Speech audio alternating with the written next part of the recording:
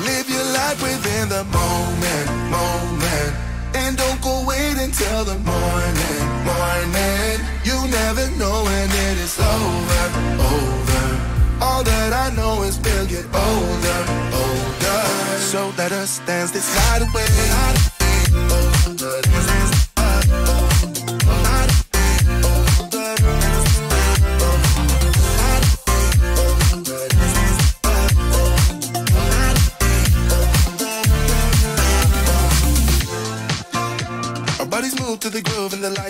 Bonsoir tout le monde, bonsoir à toutes et à tous, je suis très heureux de vous retrouver encore ce soir pour cette nouvelle édition du podcast. Je commence déjà par remercier 06 72 00 pour son premier sub de niveau 1, merci à toi, ça fait extrêmement plaisir, et merci à tous ceux qui sont là comme chaque semaine pour écouter ce nouveau podcast avec encore une fois beaucoup de sujets d'actualité. Cette semaine, je vais vous présenter les chroniqueurs de ce soir. Vous allez voir, on est un petit peu en team réduite cette semaine parce qu'il se passe beaucoup de choses du côté des chroniqueurs, je vais y revenir. En attendant, je vais vous présenter ceux qui sont déjà présents. Premièrement, il y aura avec nous Flavien. Salut Flavien. Salut la team, salut tout le monde. Super heureux de se retrouver aujourd'hui encore pour cette édition du podcast avec beaucoup de pression pour ma part. Oui. Je dois m'occuper du WrestleFact cette semaine puisque Jacques n'est pas là pour cause de son anniversaire, donc on lui souhaite tous un joyeux anniversaire. Je veux un maximum de cœur ou quoi dans le chat pour exactement, j'allais venir, je voulais attendre de présenter tout le monde mais du coup tu vois, t'as anticipé le truc, mais effectivement on va lui souhaiter un joyeux anniversaire juste après. Avec nous également cette semaine nous aurons Louis. Salut Louis. Bonsoir tout le monde, comment vas-tu Axel? Bah ça va très bien et toi? Bah écoute, ça va super. Je souhaite bien évidemment un joyeux anniversaire à Jacques, qui le mérite. Et très très content de faire une 5e édition du podcast, hein, quand même, on avance, on avance. Oui, oui. Et alors, je remercie les gens qui sont présents sur le live, mais je vais aussi remercier les gens qui regardent les rediffusions, parce qu'ils sont nombreux. Et vous posez des commentaires sur YouTube qui sont toujours très intéressants. Et c'est ça aussi la liberté, c'est de pouvoir exprimer. Le faillot. Je trouve ça très beau. Donc voilà, non mais tu fais bien de le rappeler Louis, effectivement merci à tous ceux qui regardent les rediffusions, effectivement vous êtes très nombreux, vous êtes de plus en plus nombreux d'ailleurs de chaque semaine, donc ça fait extrêmement plaisir et de plus en plus nombreux à réagir également, donc ça c'est toujours top, et merci à tous ceux qui réagissent aussi tout au long de la soirée sur le chat. Hein. Et enfin le petit dernier de ce soir, c'est Victor. Salut Victor. Bonsoir Axel, bonsoir à la team Twitch et à ceux qui nous regardent aussi en rediff. On a un sacré programme ce soir et on fête évidemment un bon anniversaire à Jacques, qui est si jeune. Et voilà, donc maintenant on peut y venir, hein, on est tous là, voilà, effectivement on n'est pas nombreux ce soir, hein, mais bon anniversaire Jacques, hein, on peut tous lui faire un petit cœur, hein, je sais que vous aimez bien, surtout Louis, allez un petit cœur pour Jacques, bon anniversaire à toi Jacques, et tu nous manques beaucoup, tu vas beaucoup nous manquer pour cette chronique, j'ai extrêmement confiance en Flavien, mais je pense que ça va pas être pareil quand même, hein. Il va manquer un petit truc. Pas non plus, non. Ouais. je veux juste me permettre de rajouter quelque chose, puisqu'on parle de Jacques, mais on oublie Hugo aussi. Oui, Hugo qui n'est pas là pour des raisons professionnelles, hein. Donc là c'est pas son anniversaire. Bon, il a eu quelques petits malheurs aussi dans la journée, hein, le pauvre, voilà, il a eu des petits problèmes perso en plus. D'ailleurs tiens, avant de commencer l'émission, il y a quelqu'un avec qui j'aimerais bien discuter. Victor. Parce que visiblement, hein, je pense qu'on peut en parler, c'est un peu perso, mais c'est... Perso, j'ai pas eu le temps d'en parler avec toi avant de commencer le live, parce que je suis arrivé un peu en retard ce soir, moi aussi j'étais en déplacement aujourd'hui, et du coup je suis rentré un peu tard. Et du coup, j'ai envie de savoir ce qui s'est passé. Alors Victor, raconte-nous, je vais enlever la musique, qu'on t'écoute quand même. Qu'est-ce qui t'est arrivé aujourd'hui? Alors, qu'est-ce qui m'est arrivé? Je devais recevoir un certain colis, un cadeau d'anniversaire. Et étant impatient, j'attends le livreur. Le livreur arrive, camion blanc. Donc on se prépare à aller chercher la marchandise. Et le livreur sort assez rapidement. Il prend le colis. Un regard à droite, un regard à gauche. Il jette le colis. Pourtant, j'ai quand même deux belles bêtes dans mon terrain, 2 terre-neuves, donc des chiens. Et donc déjà, pas très content. Le colis jeté, bon, on n'aime pas trop. Et quelle fut pas la surprise quand je débarque devant le colis, je l'ouvre. Le vide. Le vide total, bah... Carton vide, voilà, quoi. On perd 200. Le carton est vide, on a perdu 200 €, quoi. Donc c'est-à-dire que le livreur a regardé à gauche à droite si quelqu'un l'a regardé, il a pris ce qu'il y avait dans le carton, il a jeté le carton vide. C'est ça. Et tu l'as vu faire? Je l'ai vu faire. Et quand je regarde sur le site, fausse signature. Mais heureusement qu'il y a un certain suivi, du coup on va entamer les procédures. Ouais, mais c'est toujours relou, quoi. Ouais. Ah, mais comme quoi, ça arrive, ce genre de truc, quoi. Waouh, incroyable. Ça arrive pas qu'aux autres, et là, bah. Et il a le Effectivement. sourire quand même. Et ça, c'est beau. T'as dit quoi, Louis? Il a le sourire quand même. Oui, il a Et le sourire, arrive hein, c'est vrai. à passer Ça- outre. Le smile. Ah non, parce que c'est rageant, ce genre de truc. Bon, et bah écoute, Victor, on va essayer de te redonner le sourire avec ce podcast. On va essayer de passer une bonne soirée quand même. Et déjà je chose remercie au passage Sushi également qui vient de lancer un raid avec 9 personnes. Donc merci à toi Sushi et bienvenue aux 9 personnes qui viennent de débarquer sur le podcast. Installez-vous confortablement puisqu'on commence sans plus tarder avec la première chronique. Ami chroniqueur. Oh, avant ça! Et justement, nous allons parler de lui ce soir. Et oui, il est là. Merci Fabiche. C'est son 12e mois d'abonnement déjà, c'est vrai, c'est vrai. Je l'ai pas précisé avant de commencer cette émission, mais la chaîne Twitch a déjà 1 an. 1 an de Twitch. Oh là là. Donc c'est un autre anniversaire. Et je crois, si je me trompe pas, que si c'était pas aujourd'hui, c'était hier, mais c'était voilà, c'était dans les derniers jours là. Donc effectivement, tout comme Jacques, hein, on peut dire que ma chaîne Twitch est née en même temps que Jacques, et ça c'est beau. Et ben, joyeux anniversaire. Et donc ce que j'allais dire avant de remercier encore une fois Fabiche, hein, d'ailleurs je sais pas qui est le champion là désormais, le champion, et bah c'est 06 72 00 le nouveau détenteur de la mallette, et Fabiche qui est toujours notre beat champion, bravo à vous deux les gars. Et ce que je voulais dire avant de commencer ce podcast, c'est Ami Chroniqueur, vous pouvez actualiser le programme parce que j'ai oublié effectivement un point important avant le démarrage de ce podcast, et il fallait absolument qu'on en parle ce soir. Et bien là ça part dans tous les sens. Le train de la hype est en marche, merci à vous les amis, merci Undertaker Nissa pour le sub à Maïva, et merci Chris Joker 60 qui renouvelle son 11e mois d'abonnement. Et là c'est parti les amis, je vous lance le jingle, on est parti pour les news de la semaine, une news qui vient de tomber justement ce soir sur les réseaux sociaux, il faut absolument qu'on en parle, c'est parti pour les news.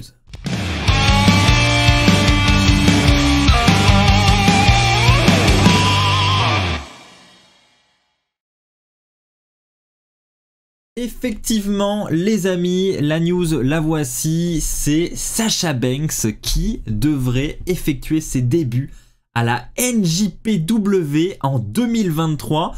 Et là, je vais proposer à Flavien de prendre la news parce que c'est toi qui me l'as rapporté cette news, hein. Moi j'étais dans la voiture et j'avoue que je l'ai pas vue.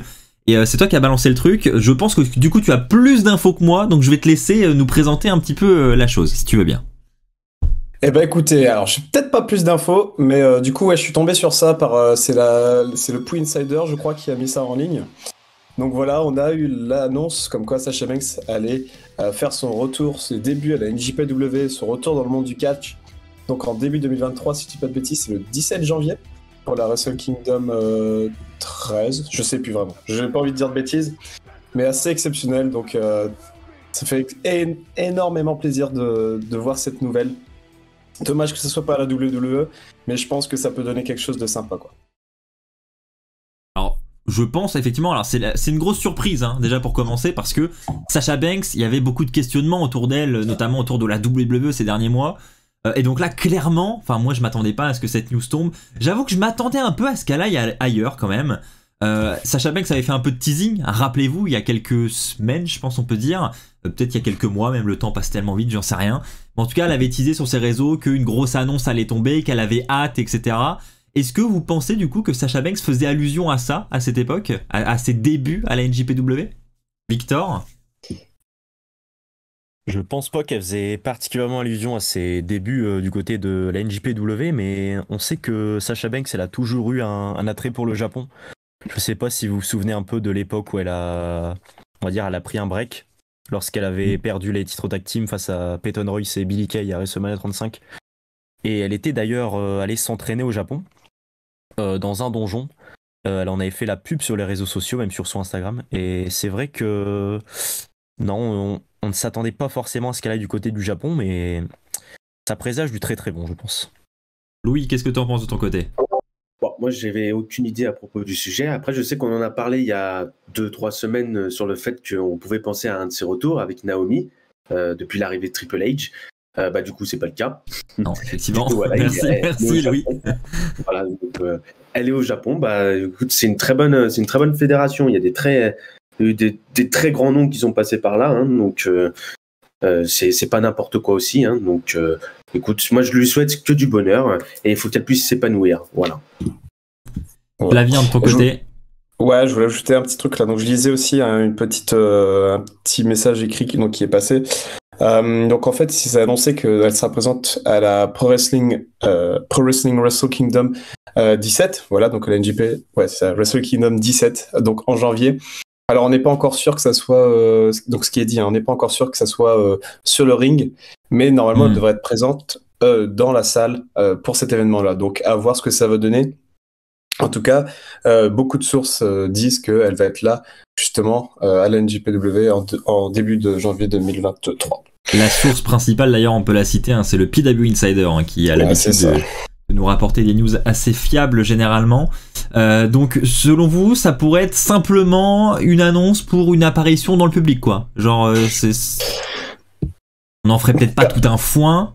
Enfin, après, si on dirait quand même, bon, c'est une ex-superstar de la WWE. Après, entre être dans le public et être sur le ring, il y a quand même un grand pas. Donc, enfin, perso, ça serait une grosse déception si c'était le cas.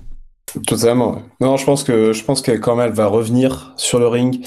C'est vrai qu'elle a beaucoup parlé d'affronter Kairi Sane, anciennement Kairi Sane, maintenant Kairi, je crois, qui est l'actuelle championne de la NJPW. Donc, je pense que ça serait un bon moyen de la mettre en avant, justement parce que Kairi Sane, c'est une des meilleures catcheuses au monde. Hein. Franchement, faut se dire, elle a un niveau exceptionnel. Et je pense que ça pourrait être pas mal justement pour un retour de faire frapper fort et de mettre Sasha Banks contre elle. Dans un match pour le Wrestle Kingdom 17, ce serait exceptionnel. Totalement d'accord avec toi. On a Tony Dany hein, qui nous dit Sacha manque à la WWE, donc vous êtes très nombreux hein, à attendre avec impatience le retour de Sacha, que ce soit à la WWE ou ailleurs d'ailleurs. Hein. Mais en tout cas, attendre son retour dans le ring.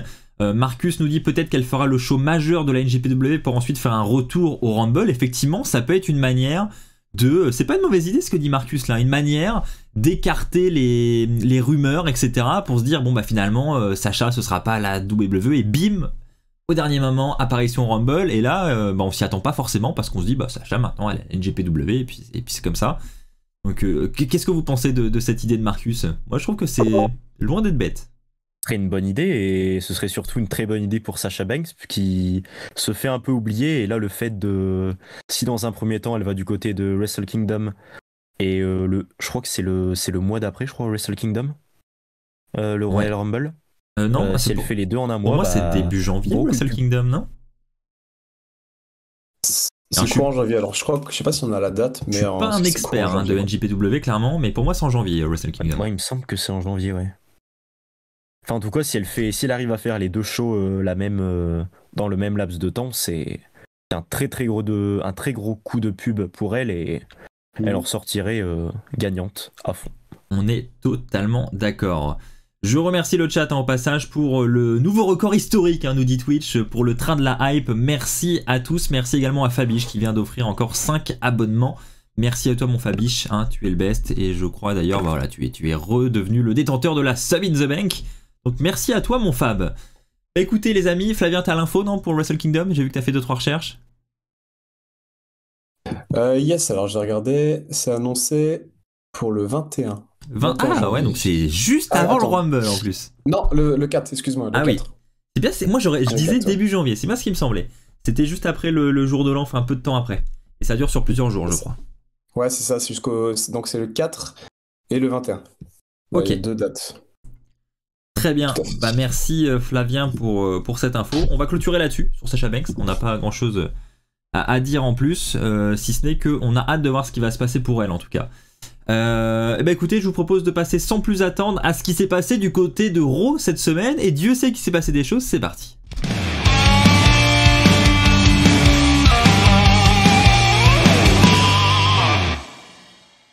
Je vous propose de parler premièrement de ce qui s'est passé au début du show. Effectivement, On a Kevin Owens qui est venu un petit peu sauver son pote Matt Riddle face aux Usos. Effectivement, qu'est-ce qui s'est passé de base? Pour ceux qui avaient vu la preview de Raw, on devait avoir un affrontement entre Matt Riddle et Elias d'un côté, et de l'autre côté les Usos pour les titres par équipe. Malheureusement, Elias a été blessé la semaine passée, et donc pour ces raisons, Matt Riddle s'est un peu retrouvé face aux Usos.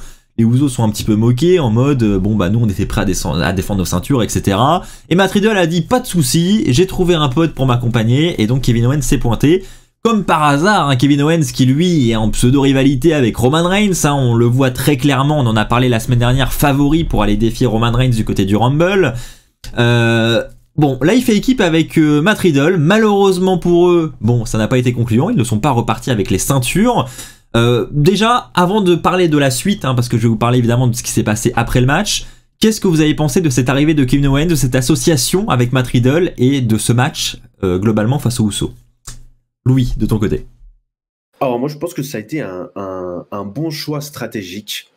Dans l'idée que écarter Elias pour mettre un Kevin Owens, on va pas forcément s'en plaindre. Et puis ça permet aussi de combler un peu ce temps, parce que 2 mois c'est long, et pour un peu stimuler cette pseudo-rivalité contre Roman Reigns, je pense que c'est pas forcément une mauvaise idée. Alors attention, il faut pas que ça soit toutes les semaines comme ça à vouloir combler. Le but c'est quand même d'arriver à avoir 2 mois assez fantastiques pour nous préparer cette rivalité. Mais dans une optique, ils ont fait un très bon match en plus, donc j'étais plutôt bien content. Et donc après on parlera de la suite bien évidemment, mais je n'étais pas contre, j'ai bien apprécié. Ça fait un bon opener. On va passer la main à Victor. Ouais, je vais rejoindre ce qu'a dit Louis. Premièrement, on a un match plaisant, même si on se doutait un petit peu de l'issue du match.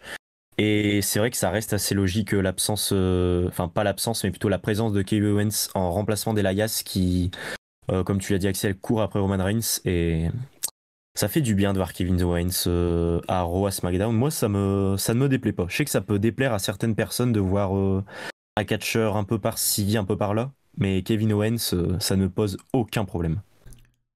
Ça vient. Ouais, très satisfait de voir Kevin Owens dans ce match. Voilà, on a vu le segment au début de show avec les Usos qui défonce, enfin la Bloodline carrément qui défonce Elias.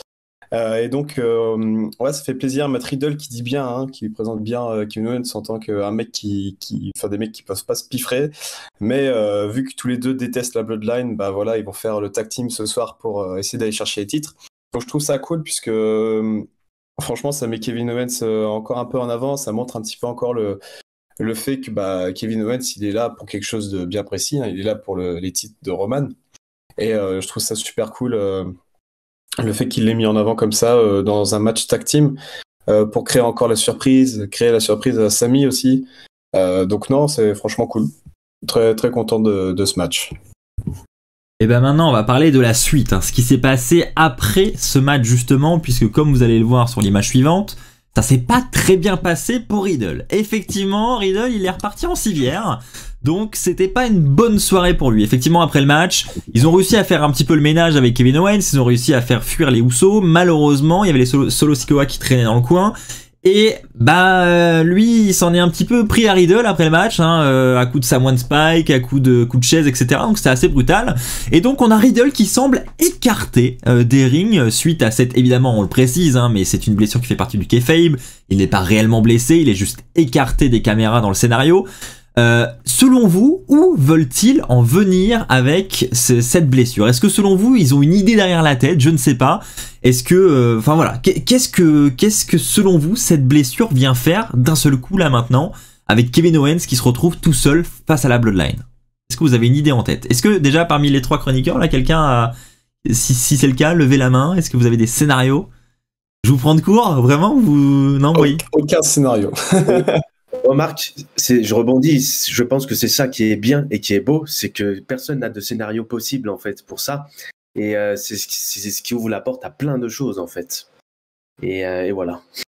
Ouais, merci Louis, merci. Heureusement qu'on a des gens sur le chat quand même, on a notamment The Fuse F02 qui nous dit « Retour de Riddle au Rumble qui élimine Solo pour créer une rivalité pour WrestleMania. Ainsi, Kevin Owens et Sami commenceront à bâtir leur rivalité contre les Usos. » Voilà, il y en a quand même qui ont des idées, hein, merci sur le chat.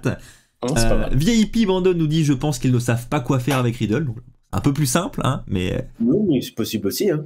Clairement, Ah non, je pense pas. Non, quand même pas, C'est- je pense pas. Quand tu as beaucoup de potentiel dans un vestiaire, c'est parfois très compliqué de les gérer tous en même temps. Et Raw, je pense surtout à Raw, en fait, rassemble tellement de bons potentiels, de bons catcheurs, de bons athlètes.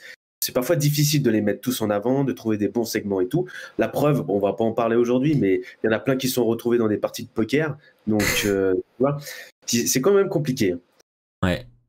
Je vais revenir aussi, avant de passer la parole aux autres chroniqueurs, sur un message que je trouve très intéressant sur le chat. Il nous vient de Giordino. Solo, c'est vraiment ce qui sauve la Bloodline. Avec Zayn, les autres, c'est très fade. Et je trouve que c'est un point très intéressant. Effectivement, je suis vraiment d'accord avec toi. Je trouve que Solo Sikoa, il sauve vraiment le clan avec Zayn. Et je trouve ça magnifique, sachant que c'est celui qui est arrivé le plus récemment. Il vient de la NXT. Il a pas eu non plus, enfin voilà, quand il est arrivé, bon, il est arrivé à Clash at the Castle, bon, il a eu un bon push quand même, mais ils ont pas mis non plus toutes les lumières sur lui. Et malgré ça, je trouve que c'est une grosse révélation. Il arrive à se montrer très imposant, etc. Il a pas forcément le physique le plus ouf du clan, et pourtant, voilà, je trouve que c'est lui, encore une fois, à Raw cette semaine, qui marque vraiment le clan, quoi. Je sais pas ce que vous en pensez, mais moi j'adore son booking. Ah, totalement, il est très très bien utilisé Solo. Surtout cette semaine avec tous les petits clins d'œil qu'il a pu faire à Umaga, etc. Donc je pense qu'ils essaient un peu de le mettre en avant pour que le public l'apprécie de plus en plus. Et je trouve ça vraiment bien ce qu'ils en font. Avec Zayn, toujours un petit peu du coup avec Zayn, la petite guéguerre, qui est marrante un peu à suivre toutes les semaines. Donc non, c'est cool en vrai. Je suis super content pour Solo, quoi. Victor. Alors c'est vrai que Solo Sikoa, étant présent à Cardiff avec Flavien, bon, quand on l'a vu arriver, on n'était pas si content que ça, parce qu'il nous a mis une sacrée clim. Mais c'est vrai que là, ce qui montre à Raw et à SmackDown, c'est du très très lourd. Et au début, je trouvais qu'il avait pas trop de charisme, mais là, ce qu'il nous fait, dès qu'on voit la Bloodline, tous alignés face à la caméra, Solo Sikoa qui essaye un peu justement de garder un côté un peu solo. Ça lui donne du sacré charisme, et je pense que, alors je sais pas ce qui est prévu pour lui par la suite, mais l'idée de voir un Riddle déchaîné qui revient de sa blessure kayfabe et qui s'attaque à Solo, que ce soit pour le Rumble ou pour WrestleMania, ça pourrait être très très intéressant. Louis, rien à ajouter? Non, pas spécialement. Donc ma dernière question concernant Riddle, et c'est là où je voulais un petit peu en venir quand je vous ai posé cette question, où veulent-ils en venir? Est-ce que vous ne pensez pas que c'est une manière d'écarter Riddle jusqu'au Rumble? Voilà, c'est peut-être encore un peu loin, je me dis, le Rumble quand même, mais de se dire au Rumble, Kevin Owens va peut-être se sentir en difficulté, ou du moins à l'approche du Rumble, Kevin Owens va être en difficulté face aux Usos, et ils vont le faire revenir un petit peu en sauveur entre guillemets à son tour, pour venir aider son pote Kevin Owens et pour reprendre un petit peu le dessus sur la Bloodline, par exemple. Ah ouais, c'est pas une mauvaise idée en soi, hein. Je pense que là, c'est bien ce qu'ils aient fait de l'écarter un petit peu des écrans, là, lui donner une petite pause. Parce que je pense qu'il a fait beaucoup aussi, Riddle, ces derniers temps, notamment avec CF, etc. Donc je pense que ça va lui faire du bien. Et ouais, je pense que peut-être qu'au Royal Rumble, justement, venir aider Kyo, ça peut être une possibilité. Après, comme il a dit, il l'aime pas trop et tout, ils peuvent pas trop spiffrer, sauf que les deux, c'est juste leur point commun, c'est qu'ils détestent la Bloodline. Donc pourquoi pas faire ça, justement. Ça peut être un bon moyen de le faire revenir et puis de le faire évoluer dans une rivalité sympa, quoi. On peut passer la main à Victor, peut-être. Victor is dead. C'est incroyable ces chroniqueurs qui s'absentent en pleine émission quand même, hein. Le sujet les passionne, c'est quand même impressionnant. Pendant ce temps-là, pendant que Victor revient, j'ai d'autres points intéressants sur le chat. On a Giordino encore une fois qui nous dit qu'il a une belle théorie et je vais vous la proposer. Concernant la blessure de Zayn, Solo qui blesse plusieurs personnes dans les semaines à venir, il va commencer à dire à Reigns que c'est lui qui a porté la Bloodline pendant que Reigns n'était pas là. Petite tension entre les deux. Solo va éliminer les Usos au Rumble et du coup quelque chose de grand à Mania, point d'interrogation. Belle théorie aussi. C'est une Mais belle théorie. tout ça pour dire que il y a plein de scénarios possibles et on voit que des bonnes choses potentiellement. Enfin, je doute qu'ils nous déçoivent du côté de Mania avec tout ce qui se passe autour de la Bloodline. Après, il y a des gens, pour en avoir parlé avec Aurélien, notamment, pour ceux qui connaissent Aurélien sur cette chaîne, Aurélien qui lui est un énorme, ou du moins qui était un énorme fan de Roman Reigns, et ben aujourd'hui, il en a ras-le-bol de voir Roman Reigns chaque semaine, quoi. Donc ça dépend. C'est tout l'un ou tout l'autre. Victor, alors les absents toujours tort, et bon, c'est vrai que j'ai eu un impératif, et je suis d'accord, c'est que le booking a énormément d'influence sur la fanbase, je suis essoufflé, WWE, et c'est vrai, comme tu as évoqué le cas d'Aurélien, c'est vrai qu'il est connu pour être un très gros fan de Reigns, et c'est vrai que quand il a dit à Cardiff, je veux voir Drew McIntyre perdre, j'étais là, mais... On était choqués. Non, gagner. Vous voulez voir Drew McIntyre gagner. Ouais, Drew McIntyre gagner. Le booking a clairement de l'influence sur après, à titre personnel, si je devais prendre un exemple, moi c'était Shinsuke Nakamura. Je voulais le voir champion intercontinental. Après, il a passé beaucoup de temps à ne pas défendre son titre et j'étais clairement lésé. Je ne pouvais plus le voir en image. Mais je pense que là, on va avoir du très très lourd pour Roman Reigns, mais j'en dis pas plus.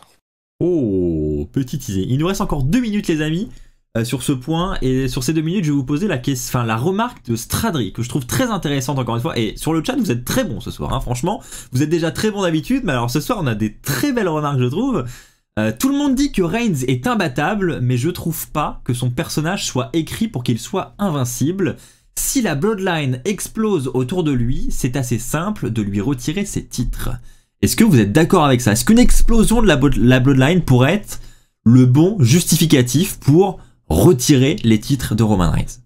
C'était très intéressant ce que tu dis. C'est pas moi qui le dis, hein, je veux pas m'attirer le mérite. Hein, je tutoie, c'est Stradri. C'est ça, exactement. C'est très intéressant parce que là, on est vraiment sur le type de personnage qui s'est construit, on va dire, un personnage autour d'un clan. Alors, ça s'est fait au progressif, hein, parce qu'au départ, il était tout seul. Et c'est sûr que, au final, je pense que Roman Reigns, on va le voir perdre à l'avance avec la destruction de son clan avant, en fait. Je pense que, moi, en tout cas, c'est comme ça que je m'imagine les choses. Je m'imagine les Usos perdre avant leur titre pour montrer une fragilité et où tout va commencer à s'écrouler, où Roman Reigns, du coup, voit son empire s'effondrer devant lui et là, il tombe et il tombe. Pour moi, ça serait la défaite idéale pour terminer avec ce règne de Roman Reigns. Excusez-moi du jeu de mots, mais et c'est le cas. Mais après, attention à propos de tout ça, c'est que Roman Reigns, il monopolise beaucoup l'écran. Son clan, la Bloodline, monopolise beaucoup l'écran. Ça fait quand même plusieurs années qu'il a le titre sur lui. Attention, une fois qu'il va perdre le titre, qui est-ce qui va être derrière? Qui c'est qui va prendre le relais? Est-ce qu'il va y avoir un grand vide? Ça va être le creux de la vague un petit peu. Donc il va falloir aussi, on va dire, anticiper cette chose-là. Victor, Flavien? Je vais rejoindre ce qu'a dit Louis. Je pense qu'on va y aller plutôt crescendo avec entre guillemets, la descente aux enfers de Roman Reigns qui va perdre ses titres. Et là, on voit énormément la Blue Line défendre ses titres par équipe. Donc on l'a vu là face à Riddle et Kevin Owens. On va les voir défendre prochainement face à Sheamus et Butch. Et donc là, on les met énormément en avant. On va un peu, entre guillemets, les essouffler. Ils vont perdre leur titre, je pense, aux environs du Royal Rumble. Et ensuite, tous les yeux seront rivés sur Roman Reigns et donc WrestleMania. Tu le vois si tôt, toi, la défaite des titres? Ouais, je pense qu'au Rumble, ils seront plus champions. Ils vont perdre au Rumble. Donc là, la théorie qui en ce moment surfe du Sami Zayn, Kevin Owens contre les Usos à WrestleMania, tu n'y crois pas forcément? Alors j'y crois, mais je pense que Owens et Zayn, même si ça me va contre cœur, moi qui voudrais que Sami Zayn détrône Roman Reigns, je pense que les Usos ne seront plus champions. Parce que les voir perdre les titres 2 fois dans la même soirée, c'est-à-dire d'un côté, après mais si c'est en 2 soirs, voir dans un premier temps les titres par équipe perdus, puis le titre mondial en un seul show, je pense que ça ferait beaucoup de mal à la Blue Line en si peu de temps. Du coup, c'est pour ça que j'aimerais voir la perte des titres par équipe dans un premier temps, donc de ce fait au Royal Rumble, puis une défaite, la perte des titres mondiaux de Reigns à WrestleMania. Flavien, rapidement, est-ce que tu veux ajouter quelque chose? Non, globalement, non. Ils ont un peu tout dit. Je rejoins ce qu'ils ont dit, hein, clairement. Je pense que justement, ce qu'avait dit Stradri, c'est hyper intéressant, hein. Le fait que Roman ce soit un petit peu la descente aux enfers suite pas à la destruction de la Bloodline, hein. Je pense que clairement, son titre c'est The Head of the Table, et je pense que s'il a pu justement sa table, s'il est plus à la tête de sa table, puisqu'il n'y a plus personne aux chaises de sa table, voilà, je peux caricaturer. Je pense que voilà, là il se retrouvera un peu seul et ce sera compliqué pour lui. Effectivement. Écoutez les chroniqueurs, je vous propose de prendre vos pancartes dès maintenant pour voter pour le prochain point, oui ou non.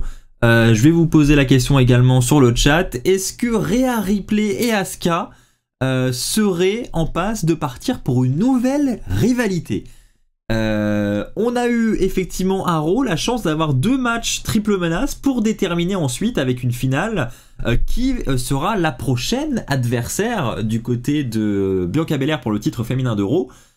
Et on a eu la surprise d'avoir, enfin la surprise ou pas d'ailleurs, vous allez me le dire les chroniqueurs, mais en tout cas Bayley a remporté le match triple menace. Oui. Et après le match, oui, il y en a qui sont contents là. Je ne sais pas qui c'est encore, mais on va découvrir ça. En attendant, ce qui s'est passé après le match, c'est que Rhea Ripley et Asuka, ça s'est un peu moins bien passé. Alors qu'en pensent les chroniqueurs, on va le découvrir. Ah, oh, on a des duels. Les duels en plus sont tout préconstitués, ça c'est beau. Alors avant de parler de Asuka et de Rhea Ripley, parlons du match. Qui a dit ouais quand j'ai dit que Bayley avait remporté le match? Et c'est Louis. Ouais, oui, c'est moi. C'est Louis.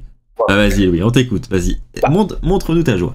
Alors déjà, je vais montrer ma joie parce que la semaine dernière, on n'a pas parlé de Bayley. Et il faut en parler parce que c'est vrai qu'avec Becky Lynch, ces 2 grandes femmes de cette fédération nous ont proposé des segments très très très intéressants, avec notamment Becky Lynch qui est dans le public, qui interagit avec les fans, etc. Et je trouve que c'est très intéressant. Et alors là, vraiment, bon, on a eu un très bon Raw, et en particulier les matchs féminins ont été extrêmement bons. Et j'avoue, hein, franchement, Bayley, j'ai tellement eu l'habitude de la voir perdre récemment et j'étais très triste. Hein, mais et là, le fait de l'avoir gagné, ça me donne un peu d'espoir et je suis très content à propos de ça. Par contre, comment ça va se passer pour la suite, sachant que il y a l'air quand même d'avoir une rivalité qui est en train de se faire avec Becky Lynch, mais Becky Lynch n'a pas gagné le match en main event. Donc, à voir comment ça se passe. Mais je pense que ça va continuer comme ça parce que c'est Damage Control qui a attaqué Becky Lynch. Et je pense que ça prépare des choses très belles. D'accord. Et toi, Rhea Ripley Asuka, du coup, tu dis non. Alors, du coup, on peut partir sur Rhea Ripley et Asuka. Alors, juste avant, effectivement, avant que je te lance, Victor, Flavien, est-ce que vous voulez ajouter quelque chose sur le match en lui-même? Pas forcément de mon côté. Non, on est tous d'accord pour dire que c'était bon, que c'était une bonne idée. Ouais. Hein, Moi, j'aime bien quand ils mettent en place. Ils ont l'habitude maintenant de faire ça. C'est pas la première fois qu'ils font ça, de mettre 2 matchs triple menace et ensuite les 2 vainqueurs s'affrontent en finale. Et je trouve que c'est plutôt pas mal. Ça nous offre des matchs qualitatifs à chaque fois. Et on a les 2 meilleurs qui s'affrontent ensuite. Et il y a toujours un peu de suspense en plus, je trouve, parce que moi, honnêtement, là, on va en reparler justement un peu plus tard. Là, c'est l'un des prochains points pour savoir qui va affronter Bianca Belair. Mais je trouve qu'il y a du suspense. On y reviendra. Du coup, on fait quoi comme duel là? Parce que là, on a 2 duels possibles. Alors, Louis, je te laisse choisir ton adversaire. La semaine dernière, je t'ai choisi toi, donc je me dis on va varier un petit peu. Varier les plaisirs. Victor, on n'a pas beaucoup échangé, je trouve, depuis le début du podcast, et je serais ravi de partager un duel avec toi. Alors par contre, je vais commencer, hein, parce que voilà, je sais que tu aimes bien prendre la parole au début. Victor, là, je vais commencer, Louis, et... Last Man Standing. Alors, moi, je ne m'y oppose pas forcément, en fait, à ce duel. Mais le problème, c'est que moi, il y avait eu quand même quelques euros auparavant une petite histoire avec Yoskai, entre Asuka. Et j'aurais bien aimé avoir une rivalité entre les deux parce qu'il y a vraiment tout un background japonais avec tout un style derrière que j'aurais vraiment bien aimé voir et je pense qu'il y avait vraiment quelque chose à exploiter.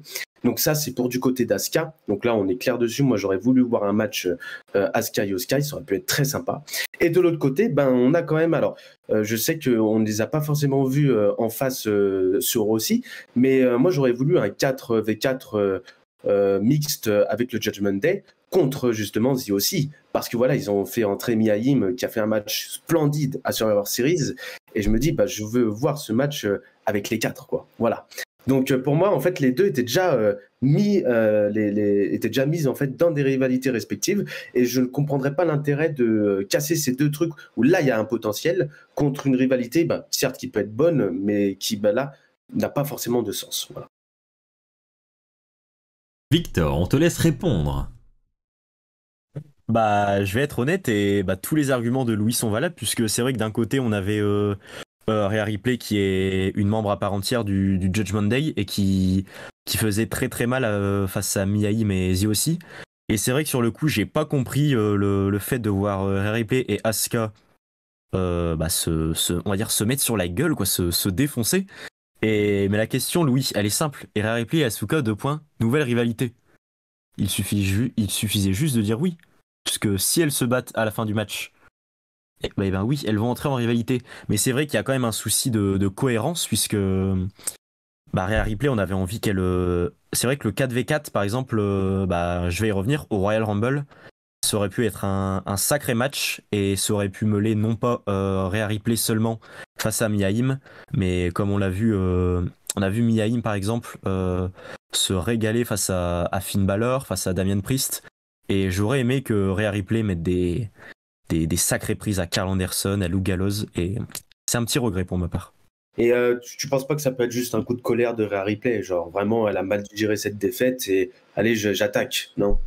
Parce que le personnage est comme ça aussi, et elle est faite comme quoi elle est agressive. Ouais, elle a défié Becky Lynch du regard, elle a défié notamment aussi, j'ai plus son prénom. Ça va me revenir. Mais enfin voilà, elle essaye un petit peu de défier tout le monde. Elle a Bianca Belair il y a quelques euros auparavant. Elle essaye de défier un peu tout le monde. Donc est-ce que c'est pas aussi dans son personnage de justement créer du conflit avec tout ce roster féminin et d'attaquer tout le monde? Je sais pas. C'est une bonne théorie, hein, Louis. Merci. En attendant, donc du coup là, il reste donc moi et Flavien. On va se retrouver, Flavien. Juste avant, petite remarque, et je voudrais commencer par ça. De Stradri, encore une fois, Stradri qui est très bon ce soir, hein. Merci à toi Stradri d'être là ce soir, beaucoup de remarques pertinentes. Il faut absolument changer les storylines dans la division féminine d'Euro. Ça dure depuis juillet, c'est extrêmement lourd. Et moi déjà je suis totalement d'accord avec ça. Et rien que pour ça, voilà, un Rhea Ripley Asuka, bon ça sort un peu de nulle part, et rien que pour ça, au moins on va avoir quelque chose d'un peu nouveau, quoi. On en a marre de voir un petit peu toujours les mêmes têtes, enfin voilà. Moi en tout cas, j'ai besoin de changement dans cette division féminine. Donc rien que pour ça, j'ai envie de mettre oui, déjà. Après, effectivement, pour rejoindre, et globalement, je pense qu'on va dire la même chose que ce qui a déjà été dit par Victor et par Louis. Effectivement, il y a déjà des storylines en cours ailleurs. Et d'un autre côté, ça pourrait aussi très bien être une attaque pour juste attaquer quelqu'un et pour montrer un petit peu la domination de Rhea Ripley. Après, elles ont eu une altercation aussi, je crois, en backstage, hein, juste avant, plus tôt dans la soirée. Il y a eu un petit truc...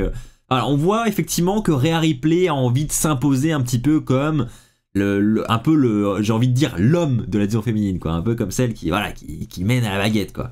Donc peut-être qu'effectivement c'est juste une attaque, qu'il n'y aura pas vraiment de rivalité derrière. Voilà, je me suis peut-être laissé convaincre un petit peu, mais Flavien, tu as ton droit de réponse également. Non, c'est totalement clair, hein, ce que tu dis, c'est totalement possible. Moi personnellement, je pense pas qu'il va y avoir une rivalité entre Asuka et Rhea. C'est vrai que c'est une rivalité qui sortirait un peu de nulle part. Moi, je vois plutôt peut-être un truc avec Becky. Excusez-moi, je perds ma voix. Avec Becky, puisqu'on a eu un petit face-off à la fin hyper intéressant avec Becky qui regarde Rhea, qui sont un petit sourire en mode toi, je vais t'avoir. Donc, je pense que ça sera. Je pense que là, jusqu'au Rumble, peut-être qu'on aura une petite rivalité de Rhea avec Asuka, peut-être très passagère, mais je pense que Rhea va essayer d'aller un peu chercher tout le monde, essayer d'aller taquiner un peu tout le monde, histoire de saouler un peu tout le roster féminin, et puis essayer de se créer un nom en battant le plus possible, en fait. Et puis peut-être, au Royal Rumble, avoir une petite rivalité entre Rhea et Becky. Ce serait vachement pas mal, donc ouais, hâte de voir ce que ça va donner, mais je pense que ça va être pas mal avec Rhea Becky, quoi. J'espère que ça arrivera. Et ben on va voir ça, hein, dans les prochains jours, on va voir qui aura raison, hein, parmi les chroniqueurs. Je vais changer un petit peu l'ordre du show là, parce qu'on devait parler de Dolph Ziggler et de Austin Theory juste après, mais justement on va plutôt faire une transition vers le main event et ce qui s'est passé du côté de l'autre match triple menace. Donc là pareil, hein, amis chroniqueurs, je vous laisse prendre votre pancarte. Alexa Bliss aura-t-elle sa chance pour le titre féminin d'Euro? Est-ce que oui ou non, selon vous, Alexa Bliss sera celle qui ira affronter Bianca Belair? Je vous laisse voter. Donc qu'est-ce qui s'est passé du côté de Raw? Deuxième match triple menace, un match entre Nikki Cross, Becky Lynch et Alexa Bliss. Et alors on va voir ce qu'en pensent les chroniqueurs, mais moi, honnêtement, Alexa Bliss qui remporte ce match, sachant qu'on a Becky Lynch dans ce combat, très très grosse surprise quand même. Enfin, personnellement, j'avoue, je m'y attendais pas. Alors, qu'en pensent les chroniqueurs? Ah, Victor, tu n'es pas d'accord. Enfin, tu n'es pas. Enfin, avant effectivement de se poser la question, est-ce que elle a sa chance pour le titre féminin? Déjà, votre réaction sur ce match et la victoire d'Alexa Bliss. Qui a été surpris ici? Globalement, tout le monde, je tout le pense. monde a été surpris. Hein. Personne l'a vu venir. N'hésitez pas sur le chat hein, également. Est-ce que vous aussi, vous avez été surpris par cette victoire d'Alexa Bliss? Vous auriez mis Becky Lynch? Oui. Ouais, on est globalement tout d'accord. Du coup, on va tout de suite plutôt passer à la deuxième question, hein, plutôt que de tourner en rond sur des questions où il n'y a pas besoin d'argumenter. Selon vous, est-ce que Alexa Bliss a une chance la semaine prochaine dans son match face à Bayley pour déterminer celle qui affrontera Bianca Belair du côté du Rumble? Oui pour Flavien, non pour Victor. J'ai envie de les mettre face à face les deux là. Allez, Victor, Flavien, on vous écoute. Last man standing. Alors, Tu veux cette commencer, fois-ci, Vic je vais commencer. Ouais, je vais commencer. Vas-y. Je pense que, alors déjà, premièrement, la victoire d'Alexa Bliss, c'est vrai que c'était un sacré upset quand on voit ce qu'il y avait en face en concurrence. Et malheureusement, je pense que ça ne suffira pas pour, entre guillemets, le prochain tour. Et depuis le retour de Bayley, au grand plaisir de Louis, je pense que Bayley va encore l'emporter et qu'elle aura une nouvelle chance pour le titre féminin de Bianca Belair.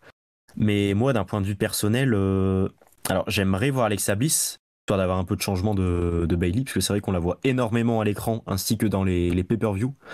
Mais je pense qu'elle n'aura pas sa chance pour le titre de Bianca. Eh ben, ouais. Bah, moi, je pense que justement, elle a sa chance. Puisque, en fait, là, donc, elle a gagné le match avec un Twisted Bliss assez surprenant suite à une attaque de Becky par Damage Control. Donc, moi, ouais, je la vois vraiment gagner contre Bayley. Je pense que ça fera du bien. Après, moi, c'est parce que je parle avec mon cœur. Hein. Alexa, j'ai toujours énormément apprécié hein, dans son époque de Goddess, etc. Enfin, c'était vraiment une très bonne Je perds ma voix, excusez-moi. Et du coup, ouais, on a eu récemment encore, donc depuis Crown Jewel, des petites allusions à un potentiel retour d'Alexa avec Bray Wyatt.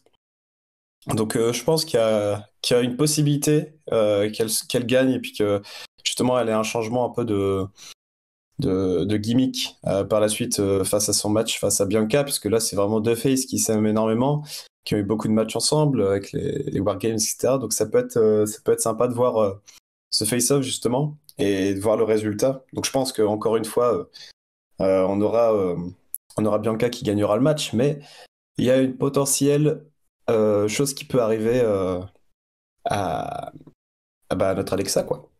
Voilà. Alors moi je vais intervenir hein, Louis, je te donne la parole juste après.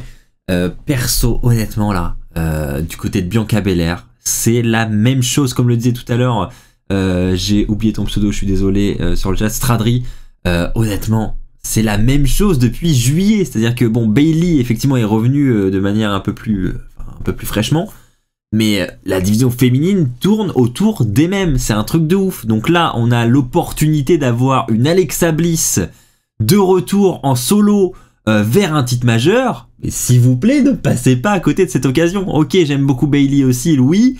Je l'apprécie beaucoup, je la trouve très talentueuse. Maintenant, elle a eu sa chance. On a eu le match avec le clan de Bayley contre le clan de Bianca. Alors voilà, se retaper encore, sachant que là, le Rumble, c'est dans longtemps. C'est-à-dire que là, pendant 2 mois, on se tape encore la même rivalité pendant 2 mois.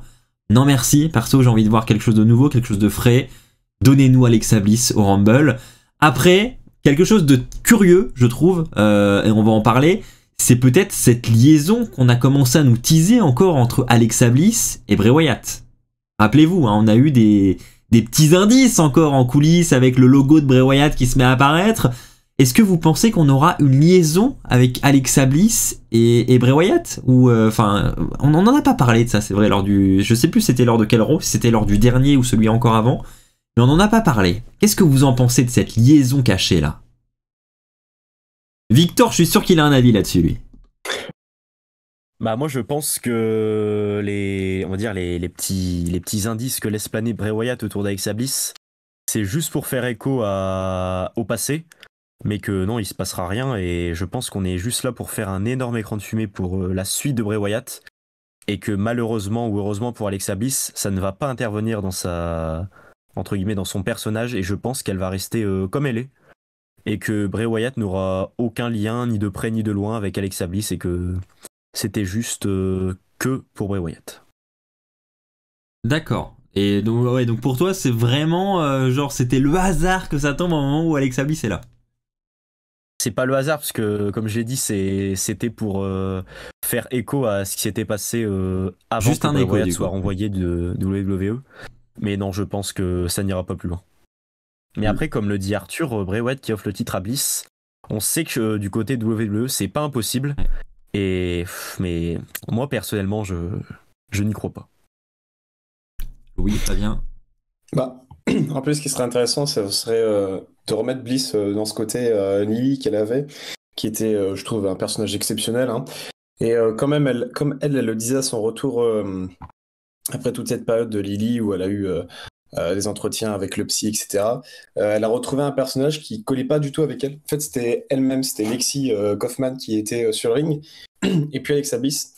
Et justement, il savait pas trop quoi faire avec, et je pense que ce serait un bon moyen, justement, de par cette possibilité pour obtenir le titre de Bianca, justement de la faire revenir dans cette gimmick-là, et puis lui redonner un second souffle, parce que là, elle en a vraiment besoin, quoi. Et enfin, Louis.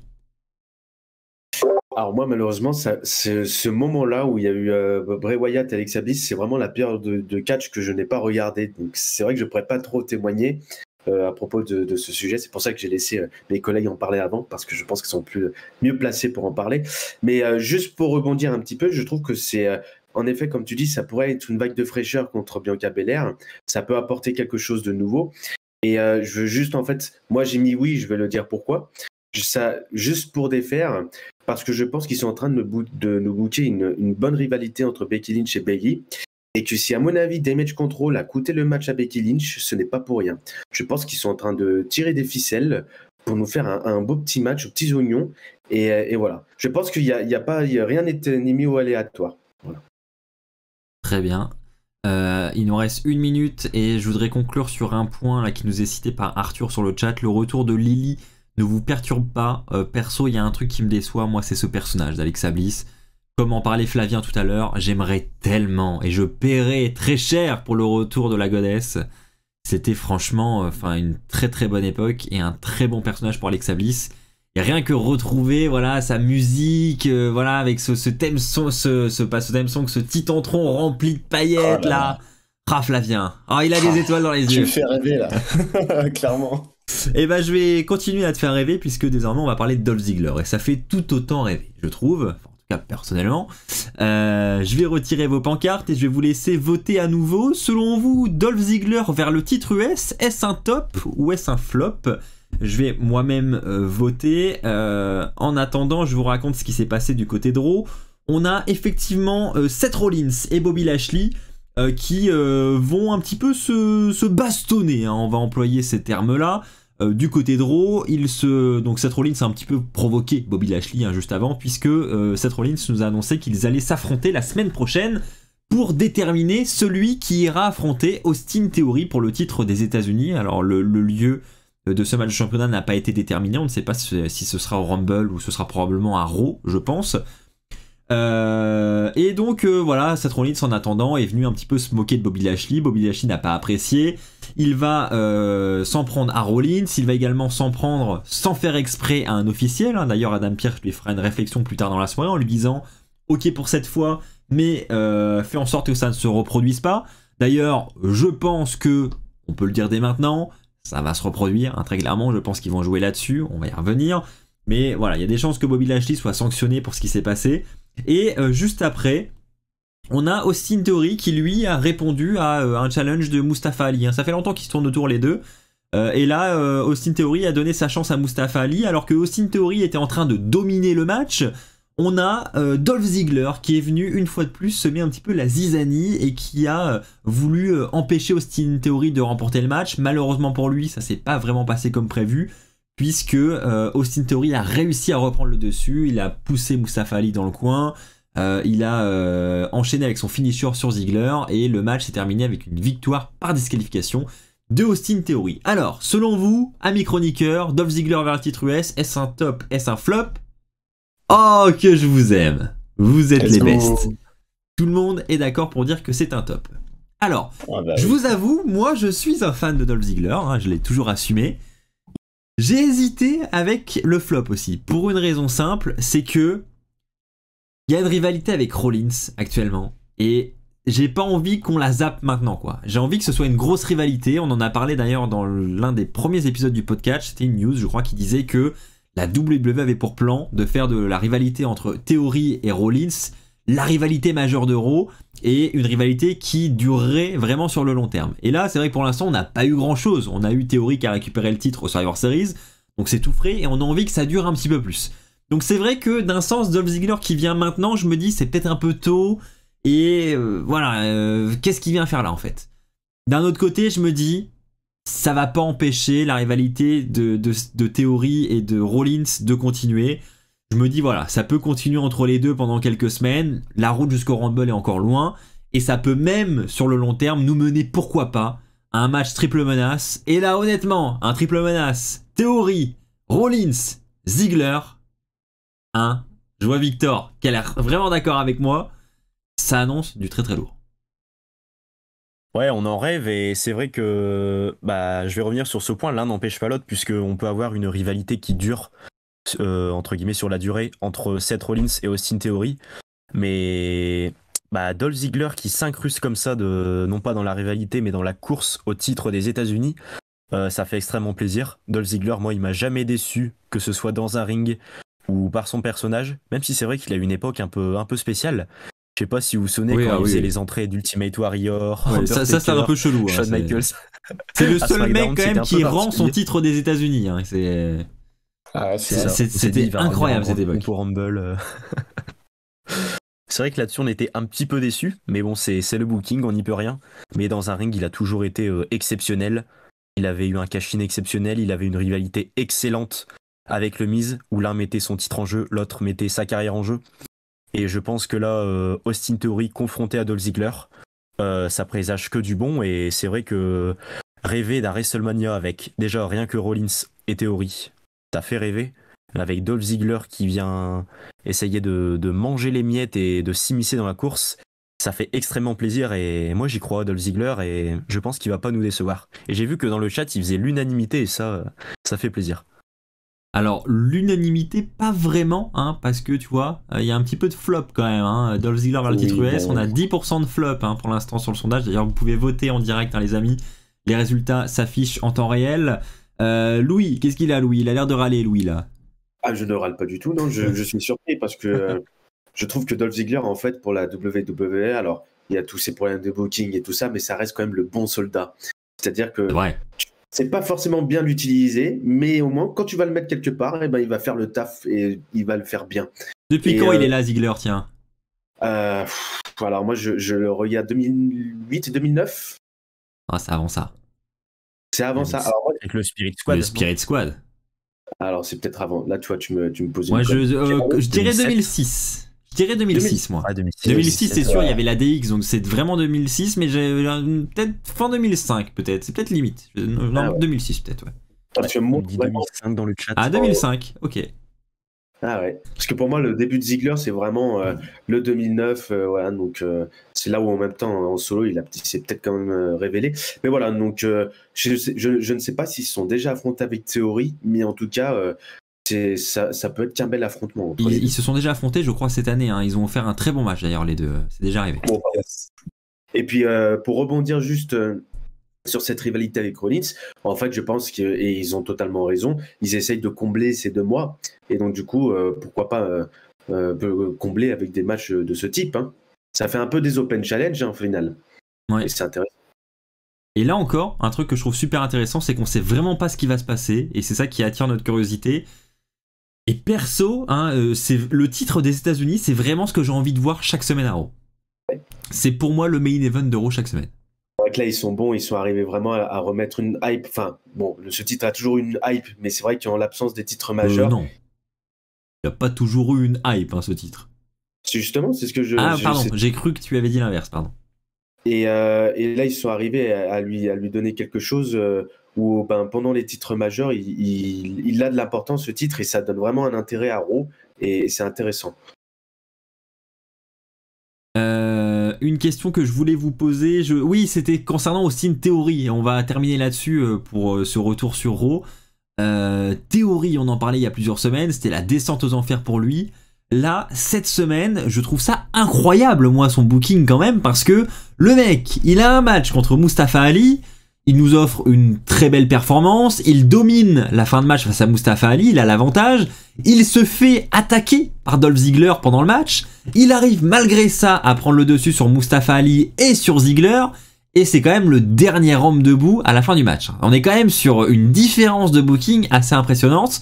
Et là, franchement, bravo la WWE et merci, parce que là, ils sont en train de faire un booking merveilleux avec lui.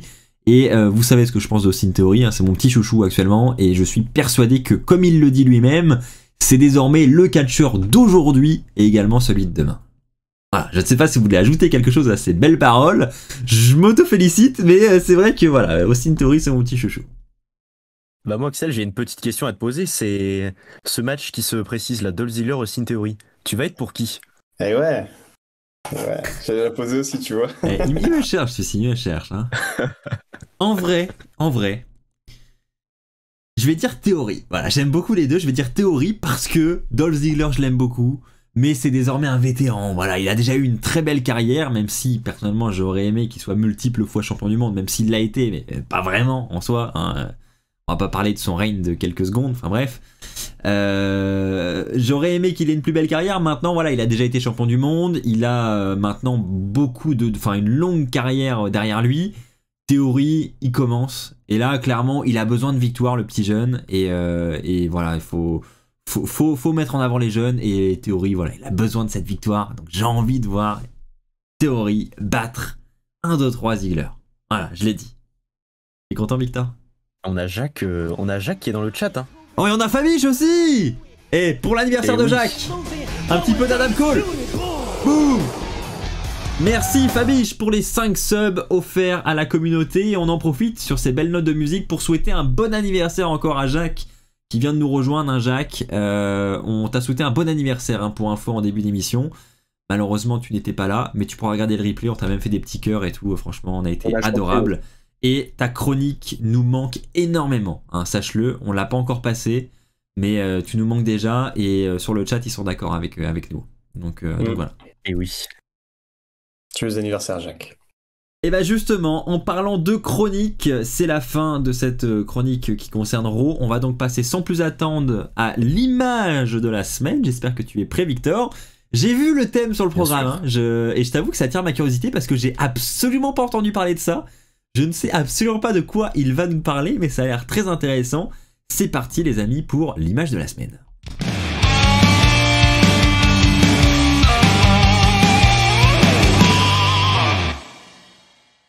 Alors, Victor, là tu nous dois des explications. Le catch dans une affaire judiciaire de grande ampleur, et voici l'image. Donc voici l'image, donc je vais pas vous apprendre que le catch, malgré qu'il soit né en France dans les années 1850 dans des foires, le pays où il reste le plus populaire, c'est de très très loin les États-Unis. Mais les États-Unis, c'est aussi le pays où les histoires aussi rocambolesques les unes aux autres font la une des journaux nationaux ou internationaux.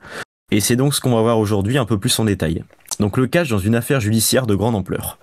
Donc pas plus tard que cette semaine, le Washington Post, qui a comme ligne éditoriale le Parti démocrate, vous allez voir pourquoi c'est très important, a publié des détails concernant une affaire d'une personnalité extrêmement importante des États-Unis et dont les moindres faits et gestes ont été, pendant son mandat, et encore maintenant, l'attraction principale des médias du monde entier. C'était sans compter sur le Washington Post, qui publie une affaire judiciaire concernant Donald Trump, ancien président américain, mais toujours actif dans la vie politique du pays à la bannière étoilée. Donc suite à l'invasion du Capitole en janvier 2021, donc là on remonte un peu à... Bon, le podcast ne va pas devenir politique, hein, je vous le rassure, mais on revient un peu sur les faits. Donc invasion du Capitole en janvier 2021 et une affaire d'archives dérobée à la Maison Blanche. Ça, on n'en a pas trop parlé du côté de la France. Un procureur indépendant du nom de Jack Smith est réquisitionné afin de vérifier ce qu'a en sa possession Donald Trump afin d'en savoir plus sur ces fameuses archives dérobées. Donc cette semaine, qu'est-ce qu'a révélé le Washington Post ? Oula. Eh bien, le début de l'enquête, c'est très simple. Les enquêteurs se sont rendus en Floride et ont fait des recherches plutôt curieuses. Donc ils se sont rendus dans une unité de stockage privée qui appartient donc au président américain sortant Donald Trump. Et je vais donc vous laisser deviner ce qui a pu être trouvé au sein de cet entrepôt qui a un rapport avec le catch. Donc amis chroniqueurs ou dans le chat, essayez de trouver ce qui a pu s'immiscer. Des DVD de WrestleMania 23. Ouais. Les cheveux de Vince McMahon. Alors ça aurait pu, mais ça n'est pas ça. Ouais, Ça non, coûte un peu j'ai plus cher. absolument pas entendu parler de cette histoire. Hein. J'en ai Ah, moi aucune non plus. idée. Ouais, des ceintures peut-être, on Eh me bien, dit sur le chat. Ouais, c'est exactement ça. Splice, il a raison. Des ceintures de catch ont été retrouvées Ah ouais. dans un dépôt de Donald Trump. Et Qu'est-ce qu'il fait avec ça donc alors? des ceintures de catch qui étaient... Donc ils ont trouvé ça dans des cartons. Il y avait des cartons avec des épées, des costumes. Des épées. Et le journaliste a... ouais, des épées. On sait pas ce qu'il fait Donald Trump, mais bon... Pas très sérieux, hein, le type. Hein. Ah ouais. Donc il y avait des documents, des costumes, des épées et des ceintures de catch. Donc je sais pas, il avait peut-être mis un costume. Ça doit s'éclater avec sa femme le soir. Hein. Il sort l'épée, il sort les ceintures, allez hop. Ouais. C'est quoi cette histoire? Cela ne nous regarde pas, mais en effet. Donc le catch fait malgré lui l'actualité dans le monde, mais aussi en France. Mais je suis pas sûr que ce soit le plus beau coup de pub que le catch ait reçu. Et après, pour revenir rapidement sur le catch dans les médias, moi, l'un de mes moments préférés où le catch est apparu de façon totalement aléatoire, c'est pas plus tard que l'an dernier, me semble, où c'était un reportage M6. Il me semble que c'était le 1945. On a là une journaliste qui vient voir un père et... Oula, j'allais dire un père... J'allais dire un père et sa femme, excusez-moi. Un père et une mère de famille qui ont acheté une plante Vive le catch. Et je pense que ça, vous en avez tous entendu parler. Oui, évidemment. Et ça m'est fait particulièrement rire. Où l'enfant avait le cœur en miettes de recevoir un pauvre cactus. Et pour information sur cette affaire-là, je sais pas si tout le monde avait suivi l'affaire. C'était Rizza qui avait publié la... C'est exactement ça. Il avait publié la vidéo sur son Twitter. Ça avait tourné extrêmement. Suri avait lancé une petite cagnotte et donc l'enfant a été... plus que gâté. Énormément de cadeaux et... Oui. Plus que gâté, c'est ça. Les fans de catch se sont réunis pour faire une belle cagnotte et ça, c'est et comme le dit Louis, vive le catch. Le catch. Mais au final, pour revenir sur cette affaire de catch, cette affaire judiciaire avec Donald Trump, dans l'article, il n'y a absolument pas d'explication sur le pourquoi il a tout ça. Non, c'est marqué, lorsqu'on est arrivé dans l'entrepôt, on a vu des cartons avec des costumes, des épées, des ceintures de catch. C'est trop chelou. C'est totalement aléatoire et je pense que ça représente bien les États-Unis d'Amérique. Ah, c'est incroyable. Non, parce que encore qu'il ait une ceinture en souvenir, une épée, un costume, ok, mais des cartons entiers, qu'est-ce qu'il en fait, quoi? Je ne sais pas, mais très étrange. Je pense qu'il va falloir l'inviter, lui poser la question. Ouais, il prévoit les cadeaux de Noël bien à l'avance. Oui. C'est vrai. Lançons une invitation à Donald Trump dans le podcast. À mon avis, ça ne suffira pas. Ça ne suffira pas pour le destituer de la prochaine élection présidentielle des ceintures de catch. Je pense qu'il faudra qu'ils aillent chercher un peu plus loin. Ouais, il y a moyen, je pense, effectivement. Sûrement des cadeaux qu'il avait reçus après sa participation après WrestleMania 23 pour Trump. Ouais, alors après recevoir des cadeaux et recevoir des cartons entiers de ceintures, d'épées et tout. Déjà, du coup, c'est des épées qui ont un rapport avec le catch ou rien du tout là? On sait pas. Non, dans l'article, c'était juste marqué Sword, donc le mot épée, et non, on n'a pas plus d'informations. Pareil, sur les ceintures de catch, on n'a pas trop d'informations sur quel type c'était. C'était juste un inventaire, on va dire, des différents objets qui ont été trouvés. D'accord. Il n'y avait pas un petit Drew McIntyre caché derrière les cartons là? Avec bien, la clé noire, Ça aurait pu, ça aurait pu. Hein, c'est Splice d'ailleurs qui nous dit ça, c'est les Pedro McIntyre. Il fait des soirées déguisées aussi, nous dit Albion. Effectivement, peut-être qu'il c'est son kiff, peut-être. Il reçoit, hop, il ouvre un carton, hop, servez-vous, carton à l'entrée de la maison. C'est peut-être un concept. Avec son ego, il veut peut-être dire qu'il a plus de ceinture que Roman Reigns. C'est peut-être ça. Si. C'est une bonne idée. Merci Marcus pour cette suggestion. Bah écoutez les amis, et surtout merci à toi Victor encore. Hein. Là on en apprend vraiment toutes les semaines, hein, parce que ça j'avoue je l'ai pas vu venir. Et vraiment ça a vraiment attiré ma curiosité quand j'ai vu le programme. Et bah écoutez, c'est parti, on passe désormais au débat de la semaine. Hein. Vous l'attendez tous, je vous ai vu en parler tout à l'heure sur le chat. Hein. Quand est-ce que revient The Rock, etc. Eh bien on va en parler dès maintenant. C'est parti pour le débat de la semaine.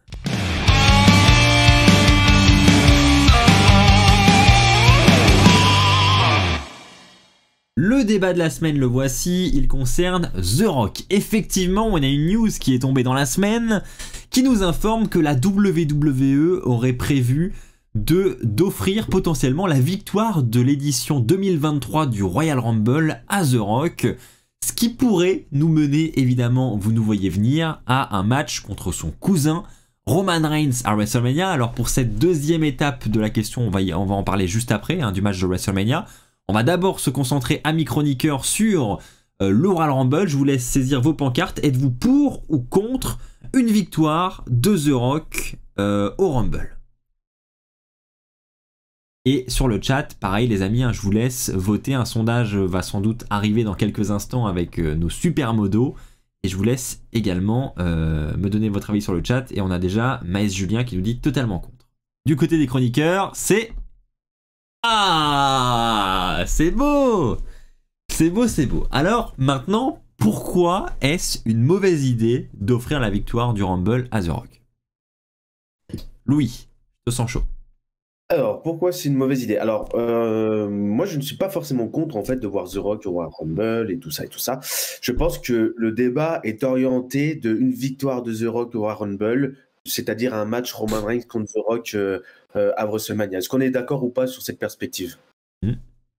Ok. Totalement. Du coup, je rebondis sur ça.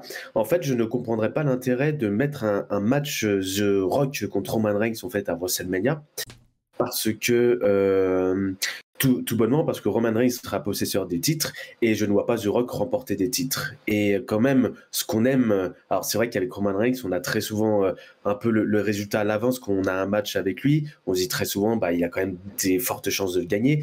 Mais là, pour un main event de WrestleMania, eh ben, on aimerait se dire, bah, on veut du suspense un petit peu. Et c'est ça aussi qui donne envie de voir un pay-per-view, c'est le suspense.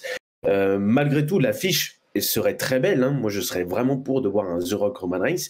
Et là je vais rebondir, c'était Stradri, en fait je ne sais pas si j'écorche son prénom, mais il avait quand même fait la nuance de dire pourquoi pas mettre un match comme ça, mais si on met un match comme ça, il faudra enlever les titres à Reigns.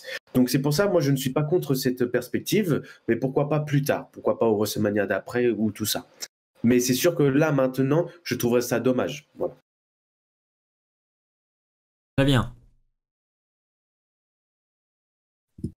Bah ouais, en fait, moi, j'aimerais pas du tout le voir gagner, justement, au Royal Rumble, puisque on sait que le Royal Rumble, c'est au début de l'année.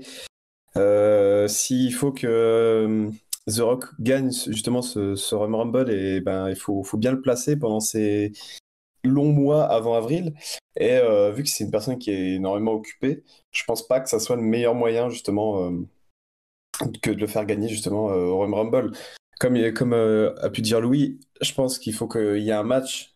Faudrait qu'il y ait un match, bien sûr, entre Roman et The Rock, mais pas pour les titres. Faut juste que ce soit un match vraiment qui montre les deux cousins l'un face à l'autre, qui se battent pour être le head of the table, quoi, pour montrer c'est qui le patron dans la famille. Et je pense que c'est vraiment pas le bon moyen, justement, de faire ça au Royal Rumble. Et on a pu voir aussi, je sais pas si vous suivez un peu la série de The Rock, mais on nous tease encore une fois dedans ce possible match avec le jeune Joe, donc Roman Reigns quand il est petit, qui dit ouais, vas-y viens te battre avec moi, Dwayne, et il lui dit Dwayne répond il faudrait qu'on soit à WrestleMania, il faudrait qu'on soit en tête d'affiche à WrestleMania pour qu'on se batte, tu vois. Donc non, franchement je le vois pas encore gagner. Je veux pas gagner justement le Royal Rumble, je préfère le voir plus tard arriver par surprise au WrestleMania ou quoi. Je sais pas trop. Alors, je me permets du coup d'intervenir sur le chat. Hein. Je vois, il y a du contre, évidemment, mais il y a aussi des gens qui disent être totalement pour. Honnêtement, je ne comprendrais pas pourquoi The Rock aurait besoin d'un Royal Rumble pour aller dans le main event de WrestleMania. C'est-à-dire que s'il y a bien quelqu'un qui peut faire son retour du jour au lendemain dans un show lambda, dire je te veux toi dans un match pour le titre à Mania, sans avoir à remporter une opportunité, c'est bien The Rock en vrai. The Rock, il arrive, il fait un speech, il a son match quoi. Enfin, je veux dire, il a même pas à se justifier. C'est The Rock. C'est d'ailleurs ce qu'il avait fait avec John Cena. Enfin voilà, c'est pour reprendre des exemples. Voilà, c'est pour ça un Rumble pour moi, c'est signe d'opportunité pour une superstar. Ça permet à une jeune superstar de lancer une carrière, de vraiment être pour lui l'opportunité de l'année. C'est-à-dire que je me rappelle, il y a quelques années, on avait des victoires assez surprenantes où on se disait, bah voilà, c'est peut-être son année, c'est là où il va avoir l'occasion de faire ses preuves du côté de WrestleMania. Et on n'a pas envie d'avoir, j'ai vu l'exemple passer tout à l'heure sur le chat de Batista, effectivement Batista qui revient, qui remporte le Rumble. Pareil, Batista il avait pas besoin du Rumble. D'ailleurs, on a vu ce que ça a donné, hein. Les fans se sont retournés contre Batista, les fans voulaient Daniel Bryan, et au final, les officiels n'ont pas eu d'autre choix que de rajouter Daniel Bryan au match pour en faire un bon main event de WrestleMania. Donc là, je pense que ça peut être exactement la même situation. Ça peut être, effectivement, les gens vont être très contents de voir The Rock de retour au Rumble si vraiment il fait son retour, mais voilà, pourquoi lui offrir la victoire? Ça n'a pas de sens selon moi. Enfin, on pourrait l'éviter en tout cas, et on pourrait plutôt donner cette opportunité à quelqu'un d'autre. Après, effectivement, on a le problème des ceintures unifiées. Et ça, c'est un gros problème encore. C'est que, effectivement, si ce n'est pas The Rock qui remporte les titres, si c'est quelqu'un d'autre, ça veut dire qu'il irait forcément affronter Roman Reigns dans le main event de Mania, vu que c'est le seul champion.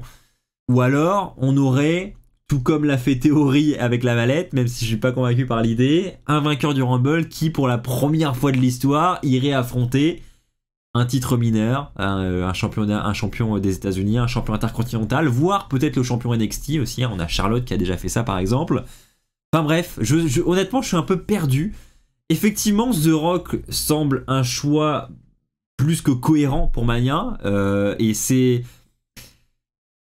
Non, parce que je vais déborder sur la question d'après, donc je vais m'arrêter là, je vais poursuivre après. Je vais d'abord passer la parole à Victor, qui nous donne son avis d'abord sur le Rumble, et ensuite on va parler du match à WrestleMania. Vas-y Victor. Bah, je pense que tous les trois, vous avez dit des arguments valables et des faits. Le Rumble est fait pour créer des opportunités, comme l'est le Money in the Bank. Et quand on repense à John Cena qui gagne le Money in the Bank, à Batista qui gagne le Royal Rumble, c'est un peu contre les valeurs initiales de ces matchs respectifs. Et voir The Rock au Royal Rumble, ça ne me déplairait pas. Le voir gagner, par contre, ça me déplairait. Et après, c'est vrai que c'est assez dur à imaginer que si on voit The Rock dans le Rumble match, eh bien, personne ne peut l'éliminer. Qui va éliminer The Rock? Si c'était une intervention extérieure de Roman Reigns qui intervient dans le match, qui le fait passer par-dessus la troisième corde, pour ensuite, on va dire, semer des petites graines pour la rivalité de WrestleMania.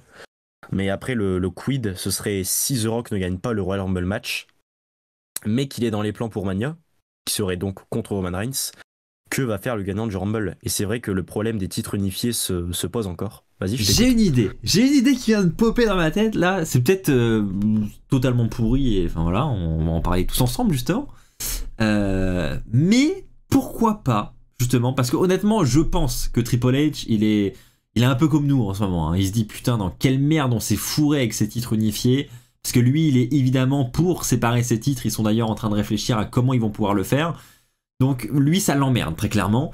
Est-ce que du coup, il va pas se dire, ça fait quand même chier d'avoir The Rock vainqueur du Rumble. Enfin voilà, tout le monde va s'y attendre. Ça va être ultra prévisible. Et puis tout le monde va être un peu déçu aussi de se dire que c'est encore une fois un Rumble de gâché. Pourquoi pas avoir le vainqueur du Rumble qui affronte Reigns la nuit 1 de Mania, et se dire The Rock affronte le vainqueur de la nuit 1 en nuit 2. Ça serait en quelque sorte un peu prévisible pour la nuit 1, parce qu'on saurait évidemment que Roman Reigns va conserver pour aller affronter son cousin, très probablement. Et encore que, pas forcément. Voilà, il pourrait très bien effectivement perdre les titres face au premier, et aller affronter The Rock en 1 contre 1, sans les ceintures, comme le voulait Louis tout à l'heure par exemple. C'est une possibilité. Je sais pas ce que vous pensez de cette idée. Je crois que c'est une bonne idée. Ouais, moi je vais plutôt l'inverse. Ouais, voilà. Ouais. Je pense que On est la d'accord. première nuit, avoir un Roman contre The Rock. Donc là où vraiment il y a un fight du siècle, le fight du siècle et tout. Avec une victoire de The Rock qui rend très très mal genre Roman et qui genre à la deuxième nuit bah il perd ses titres face à son opponent qui justement a gagné le Royal Rumble. Je pense que ça pourrait être un bon moyen justement de fermer un peu ce chapitre de Roman avec donc une grosse défaite face à son cousin et puis la défaite de ses titres face au gagnant du Rumble. Je pense que ça pourrait être la bonne C'est chose pas à mal faire. aussi, effectivement. Victor, vrai. de ton côté. Exactement la même idée. Ouais, et du coup, je vais revenir sur ce qu'a dit Flavien. C'est vrai que ça, d'un côté, ça crédibiliserait le challenger qui aurait gagné le Rumble match, mais d'un côté, Reigns ne serait pas autant décrédibilisé, je vais y arriver, que ça, puisqu'il serait affaibli par The Rock dans un match exceptionnel, on n'en aurait aucun doute. Et ensuite, un Reigns affaibli qui affronte, ça peut être Cody Rhodes, ça peut être Bray Wyatt, ça peut être quelqu'un d'autre. Et du coup, le sacre du challenger ne sera que plus grandiose.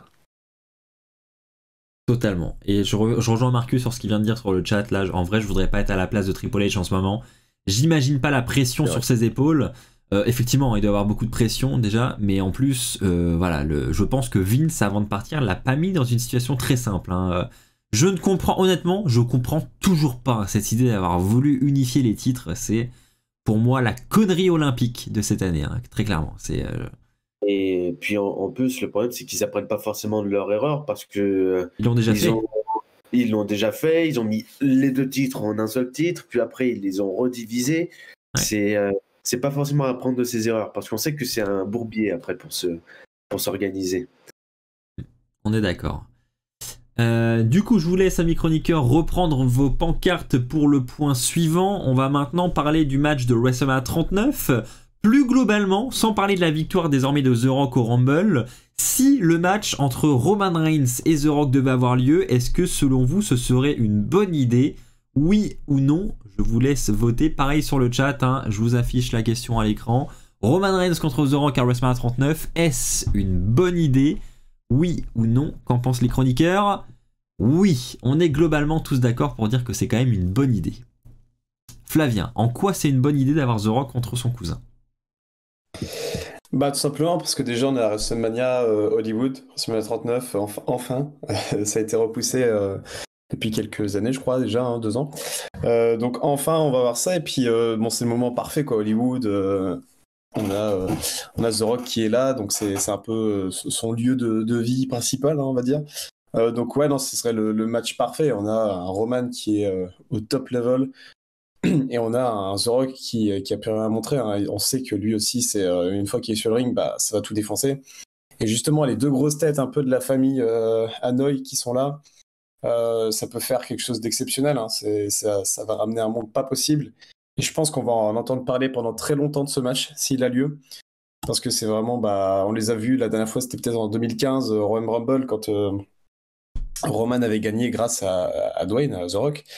Donc vraiment, bah, c'est le meilleur moment. Et je pense qu'il faut que ça ait lieu, tout simplement. Il faut qu'il y ait ce match. C'est obligé. Oui, de ton côté? Ah bah juste en regardant l'affiche, je pense que l'affiche parle d'elle-même et quand une affiche arrive à parler d'elle-même Oui, sans tout à fait. eh ben c'est que c'est bon quoi, c'est que il faut avoir ce match, on est vraiment là sur l'archétype du dream match où en plus ces catcheurs ont un lien, donc c'est-à-dire qu'il y a vraiment matière à faire quelque chose. Et voilà, comme tu disais Flavien, on est sur le terrain, dans la terre de The Rock. Et bien sûr que ce match, il doit avoir lieu. Après, est-ce qu'ils vont le faire? On ne sait pas. Mais c'est sûr que ça donne vraiment envie. Personnellement, pour reprendre un match qui a déjà eu lieu, quand je vois cette affiche, honnêtement, ça me fait penser à un Rock Cena un peu. C'est, pour Oui. moi, c'est vraiment Rock Cena. C'est deux générations qui s'affrontent. Et là, en plus, elles sont de la même famille. Donc, je trouve qu'il y a un petit truc en plus. Voilà. Là, en plus, c'est vraiment les affiches. Tu parlais de Roxina, c'est vraiment les affiches sportives type. Parce qu'on n'a pas forcément de rivalité qui se construit, mais on se dit, bah tiens, on va faire ça pour l'image de base. et pour vendre en fait, tout simplement, pour créer de l'envie de voir sans forcément mettre une histoire dedans. Et en fait, là, c'est vraiment très sportif. Et c'est ça qui est bien aussi, c'est de savoir aussi mettre un peu un côté. On sait que le catch, c'est pas que du sport, il y a du script, mais de mettre un vrai côté comme ça, sportif, comme ils l'ont fait. Je reprends juste l'exemple à Crown Jewel avec ce fameux petit entretien entre Roman Reigns et j'ai pas son prénom, j'ai pas son nom, mais Logan Paul. Logan Paul, ouais. voilà. Là, on était vraiment dans la démarche très sportive, et je trouve que c'est intéressant de faire des choses comme ça des fois parce que ça permet de varier. Et bah, globalement, hein, les gens ont plutôt envie de voir Roman Reigns contre The Rock à WrestleMania 39, puisque à 89%, ils pensent que c'est une bonne idée. Qui n'a pas encore parlé parmi les chroniqueurs sans ce match? Victor, on t'écoute. Je vais une nouvelle fois rejoindre l'avis de mes amis chroniqueurs. Et ouais, le Roman Reigns contre The Rock, il est gravé dans le marbre. On va y avoir le droit, et dès cette année. Et dès qu'on a eu les échos de WrestleMania Hollywood, c'était fait pour cette affiche, c'était fait pour The Rock. Et quand on voit ce que fait Reigns depuis des années du côté de Raw, de SmackDown, c'est inéluctable, et j'ai très très hâte de voir le match. Et je sais pas si vous avez suivi ce qui se passe en ce moment sur Internet et sur les réseaux sociaux par rapport à The Rock et une affaire de stéroïdes. Bah, Roman Reigns, il va avoir de quoi parler, et on peut avoir des échanges exceptionnels. Ah ouais? Ah, ça, j'en On ai sait pas le entendu charisme parler. Vous en avez pas On sait entendu le parler, les charisme autres qu'a chroniqueurs, Roman. là? Yes, ouais, j'ai vu ça, ouais. J'ai pas Je sais vu. plus. Il a eu une réponse. Bah, même c'est John Cena aussi qui a eu cette histoire, non? Il y a pas longtemps aussi. Je crois que les deux, ils sont un peu dans une histoire de stéroïdes chelou, Ah. là. Mais bon. Ça fait Alors pas très après, peur, hein. c'est effectivement, ça peut amener comment on dit déjà, c'est quoi l'expression, du grain à moudre, je crois on dit. L'eau dans le plat. Ouais. Oui, voilà, je crois que c'était plutôt du grain à moudre que je cherchais comme expression. Mais ça peut aussi avoir un contre-effet. Voilà, on sait que la fédération ne rigole pas trop quand même avec ce genre de truc. Il y a la wellness, etc. Donc je sais pas s'ils vont aller jusqu'à exploiter cette polémique si elle s'avère vraie, tu vois. Enfin, je sais pas, j'ai pas lu, hein, je parle sans trop savoir de quoi il s'agit réellement sur cette affaire. Je sais pas si elle est sérieuse ou pas. Mais en tout cas, voilà, je suis pas persuadé, perso, qu'ils en jouent devant les caméras. Moi, je pense qu'au contraire, Roman Reigns va s'en servir. Et dès qu'il va lâcher, entre guillemets, la punchline sur les stéroïdes, bah, le stade ou l'arène, lorsqu'il y aura cette promo, va exploser. réagir, ouais. En mode, Ouais, oh, voilà, c'est sûr. Sacré ça promo. clash sévère. Ouais, je vois. Il va pas en parler directement, mais je pense qu'il va pas directement utiliser le mot stéroïde pour pas non plus foutre un peu encore plus The Rock dans la mouise, mais je pense que ouais, il peut faire un bon petit truc pour Ouais. parler de sa carrière, un peu Roman, montrer comme quoi il a évolué avec tout ce temps et que bah là il a sa position de of the table parce que voilà, il impose quoi. Donc je pense ouais, ça peut être pas mal ça. Il y a moyen, effectivement, il y a moyen. Alors, écoutez, les amis, je pense qu'on a fait le tour. Il est presque 22h30, donc on est dans les temps. Sachez donc que cette semaine, Jacques n'est pas là. Et donc, quelqu'un là commence à avoir le stress. Il a la pression sur les épaules. Il est là. Et c'est notre Flavien National. Puisqu'il va devoir avoir la lourde tâche de présenter les deux Wrestle Fact comme un dieu cette Comme un semaine. dieu. Et ben écoute, je te lance le jingle, t'es prêt ou pas, Flavien? Bien sûr, vas-y. Et ben c'est parti les amis pour les Wrestle Facts de la semaine.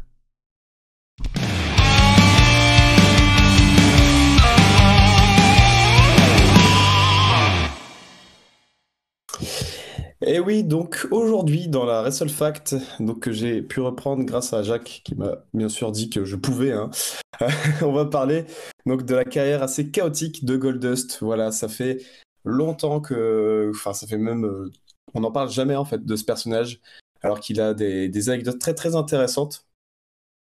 Donc je vais vous remettre un petit peu dans le contexte, un peu pour vous représenter le bonhomme. Donc Goldust, de son vrai nom, donc Dustin Rhodes, le fils du légendaire Dusty Rhodes est donc le frère de Cody Rhodes, qu'on espère revoir très rapidement. Donc lui est né en 1969, donc il a aujourd'hui 53 ans. Voilà, donc ça commence à faire, hein. Donc il a quand même une carrière assez fascinante, puisqu'en fait il a eu tout au long de sa vie, de sa carrière, de nombreux problèmes personnels. qui ont fait que il a eu que les compagnies de catch professionnelles ont eu énormément de mal à le booker. Effectivement, voilà, il avait beaucoup de problèmes, il avait aussi énormément de pression. Voilà, ce qui est assez marrant en fait à entendre. Donc, il a énormément de pression à aller sur le ring face à la foule et combattre en fait. Donc, ce qui est assez marrant venant d'un catcheur qui est dans des aussi grosses compagnies. Donc voilà. Donc là, j'ai une petite question à vous poser. Ah, Voilà, parce qu'en fait, donc il a eu plusieurs runs, hein, bien sûr, dans de différentes compagnies. Et donc, je voulais savoir, est-ce que vous savez combien de runs a-t-il eu dans toute sa carrière, dans toute compagnie confondue? Quand je parle de run, c'est vraiment rivalité avec une personne, vraiment ça. Voilà. Est-ce que vous savez à peu près combien? Dites, n'hésitez pas dans le chat, hein, allez-y, dites. combien de dites runs? un chiffre. C'est-à-dire combien de fois il a switché de fédération en gros? Combien il a eu de runs vraiment, par exemple, tu vois, il a eu une rivalité, après il est hors des écrans, il revient pour une autre rivalité, et chaque rivalité c'est un run en soi. Ah oui, Donc à votre avis, combien il en a eu? je pense que c'est Allez, Vu immense. sa longévité, Je pense que c'est immense, ouais.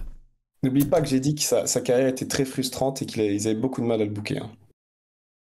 Le chiffre est assez exceptionnel, hein. Enfin, On t'as a, l'air de on a déjà une bonne réponse dans le chat. 19? Non, 16? non plus. Ah, c'était Moins 10 alors. 18. Eh oui, il en a eu Ah ouais, 10. 10. Il a eu 10 runs dans toute compagnie confondue.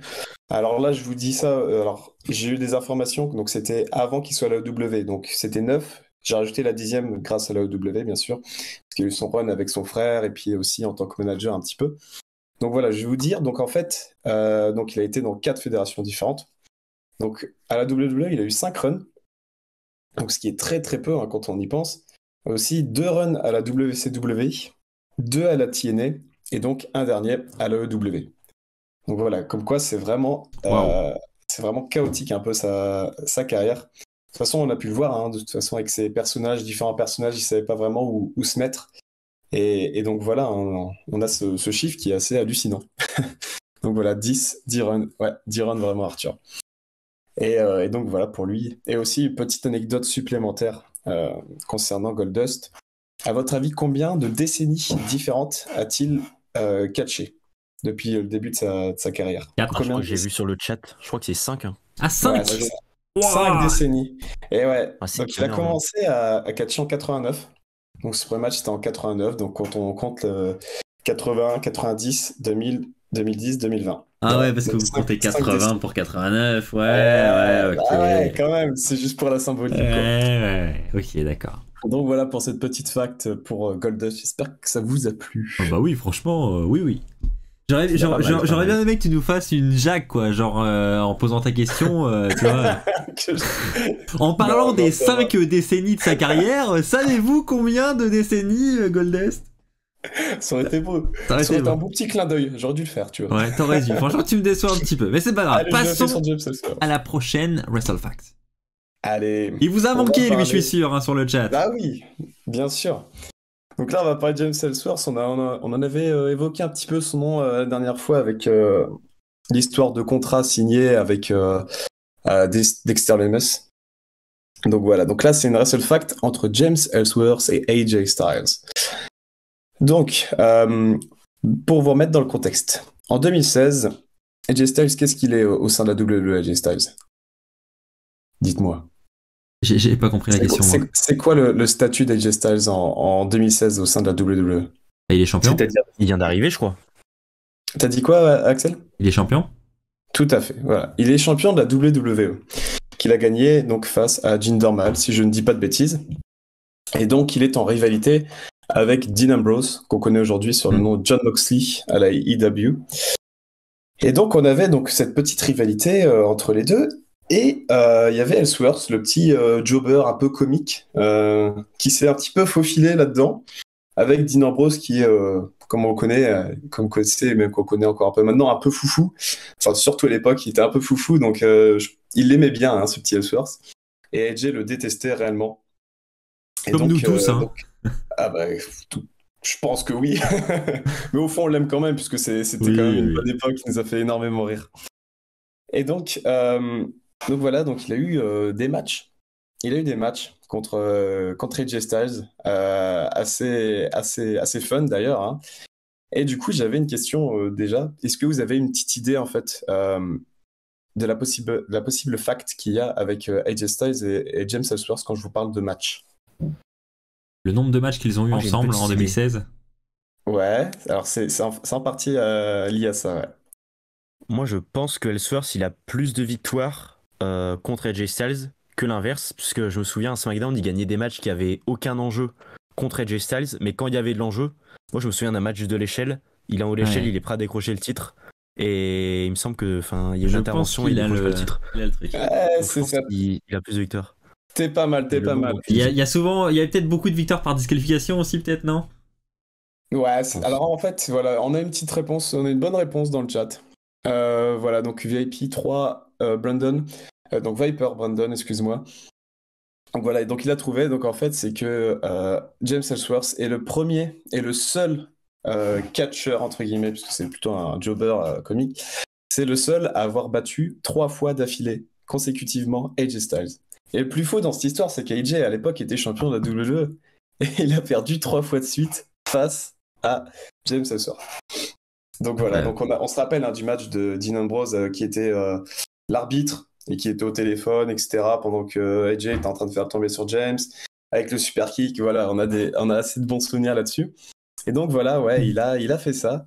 Et c'est le seul, si je ne dis pas de bêtises, à avoir battu AJ Styles 3 fois consécutivement dans toute la carrière d'AJ, sachant qu'AJ a une carrière monumentale à la TNA, à la Impact, à la NJPW, enfin partout quoi.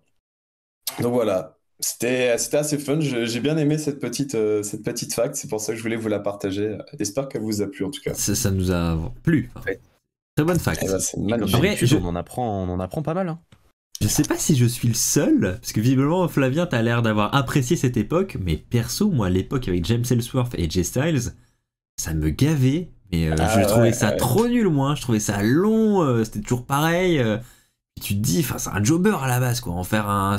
limite il faisait le main event de SmackDown toutes les semaines avec AJ Styles quoi, c'était... Ah moi c'est juste ça, parce qu'il me faisait marrer le mec, tu te dis mais le mec il a avec une Carmella tronche. là, pouah. Regarde Non, son non, non. t-shirt là, son t-shirt avec sa tête dessus là que j'avais mis en image de... Ouais, et c'est Ce drôle truc. une semaine, Ah, 2 c'était- semaines, mais là ça durait des mois quoi.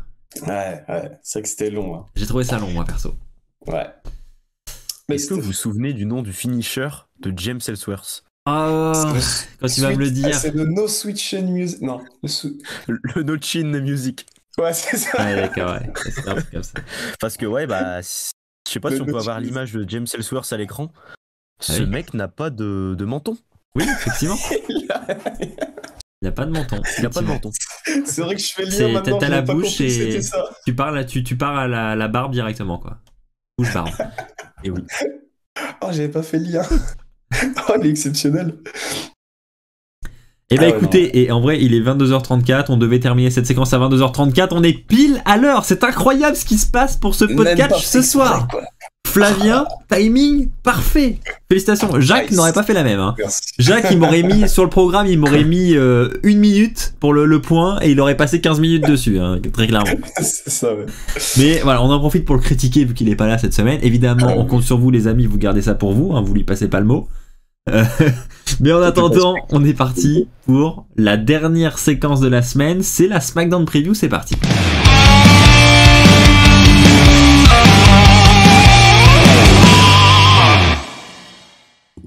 Et on va commencer avec le premier point annoncé pour ce SmackDown. C'est Kurt Angle qui s'invite du côté de SmackDown pour venir fêter son anniversaire. Voilà, le mec il se dit, voilà, c'est mon anniversaire jour pour jour, hein, parce que je crois que j'ai regardé tout à l'heure un petit peu par curiosité, parce que j'avoue, hein, moi le premier, j'ai trouvé ça bizarre. Je me suis dit, mais qu'est-ce qu'il vient faire encore Kurt Angle fêter son anniversaire, ok. Alors il y a deux raisons, hein, en fait. C'est que son anniversaire c'est le 9 décembre, donc jour pour jour c'est bien demain. Et en plus de ça, demain, le show de SmackDown a lieu à Pittsburgh, donc chez lui. Donc voilà, ils se sont dit, pour l'occasion, anniversaire plus chez lui, grosse ovation, grosse fiesta, on invite Kurt Angle. Donc, est-ce que selon vous, voilà, ça va être ma question, est-ce que selon vous, il va se passer quelque chose? Est-ce que ça va juste être une célébration? Voilà, comment vous voyez le segment? Voilà, je vais plutôt la poser comme ça. on va faire place à votre imagination et je sais que Louis en a beaucoup, donc j'ai envie de commencer avec lui. Alors déjà, la photo ne le met pas du tout en valeur. Vraiment, il a une tête. Et voilà, donc c'est pas le mettre en valeur pour son anniversaire. Mais sinon, alors... Victor ouais, dit non, je sais pas non à quoi, mais il dit non en tout cas. Ouais. Et puis, pour déjà être allé à des anniversaires, je m'attends à des cadeaux, des ballons, il va y avoir des gâteaux, enfin voilà, plein de petits trucs comme ça bien sympas. J'espère qu'il va y avoir une mascotte, parce qu'une anniversaire sans mascotte, ça vaut pas la peine. Une Et anniversaire. aussi, et une piñata, tu sais, où il faut taper là dans le petit truc pour que les bonbons, voilà. Donc, est-ce que ça, il va y avoir? Bah, j'espère, parce que pour moi, c'est un anniversaire. Après, honnêtement, s'il n'y a pas ça, je ne vois pas du tout l'intérêt de... Ouais, Enfin, je c'est partage. super hein, de le revoir, mais franchement, excusez-moi du terme, mais alors je m'en fous. Mais alors je m'en fous vraiment. C'est ça, j'ai aucune hype de le voir. Attention, hein, je ne touche pas à l'icône. C'est un grand catcheur, c'est un grand personnage. Mais alors soit c'est les retours récents qui m'ont un peu lassé un peu de l'homme. Mais voilà, je suis pas forcément très content de le revoir. C'est en fait sans plus. Victor, pourquoi non? Bah non, Kurt Angle ne revient pas, tout simplement. Quand moi je repense au dernier match de Kurt Angle, ça m'a un peu brisé le cœur qu'on l'a vu contre Baron Corbin, si je me trompe pas, à WrestleMania 35. Il a les genoux cassés. Bon après j'irai pas jusqu'à dire, comme l'a dit Sushi, sa tête de pouce. Mais bon, ouais, il va se passer une petite connerie, il va peut-être prendre un bump, mais je ne vois pas aller. Je ne vois pas Kurt Angle avoir une rivalité avec Corbin, avec JBL, comme on peut l'imaginer. Mais moi j'ai envie de poser une question au chat. Vas-y. Vous auriez pas préféré que Jacques vienne célébrer son anniversaire à SmackDown? Oui. Franchement. Ouais, non mais c'est vrai. Franchement. Jacques, qu'est-ce que t'en penses? Ah bah il est pas là, mince. Bon. On lui demandera la semaine prochaine. On lui demandera s'il serait prêt à aller à SmackDown pour célébrer son anniversaire. Moi je pense que ça aurait plus de gueule, effectivement. Si en plus il pouvait nous faire une ou deux WrestleFact au micro à SmackDown, moi je pense... Là c'est autre chose que la piñata et tout ce que voulait Louis. Hein. Tu peux faire les deux, tu peux mettre des piñatas aussi. Hein. C'est vrai. Non, en vrai, je vois bien Jacques qui raconte son anecdote et tous les chroniqueurs autour qui sont en train d'essayer de tabasser la piñata.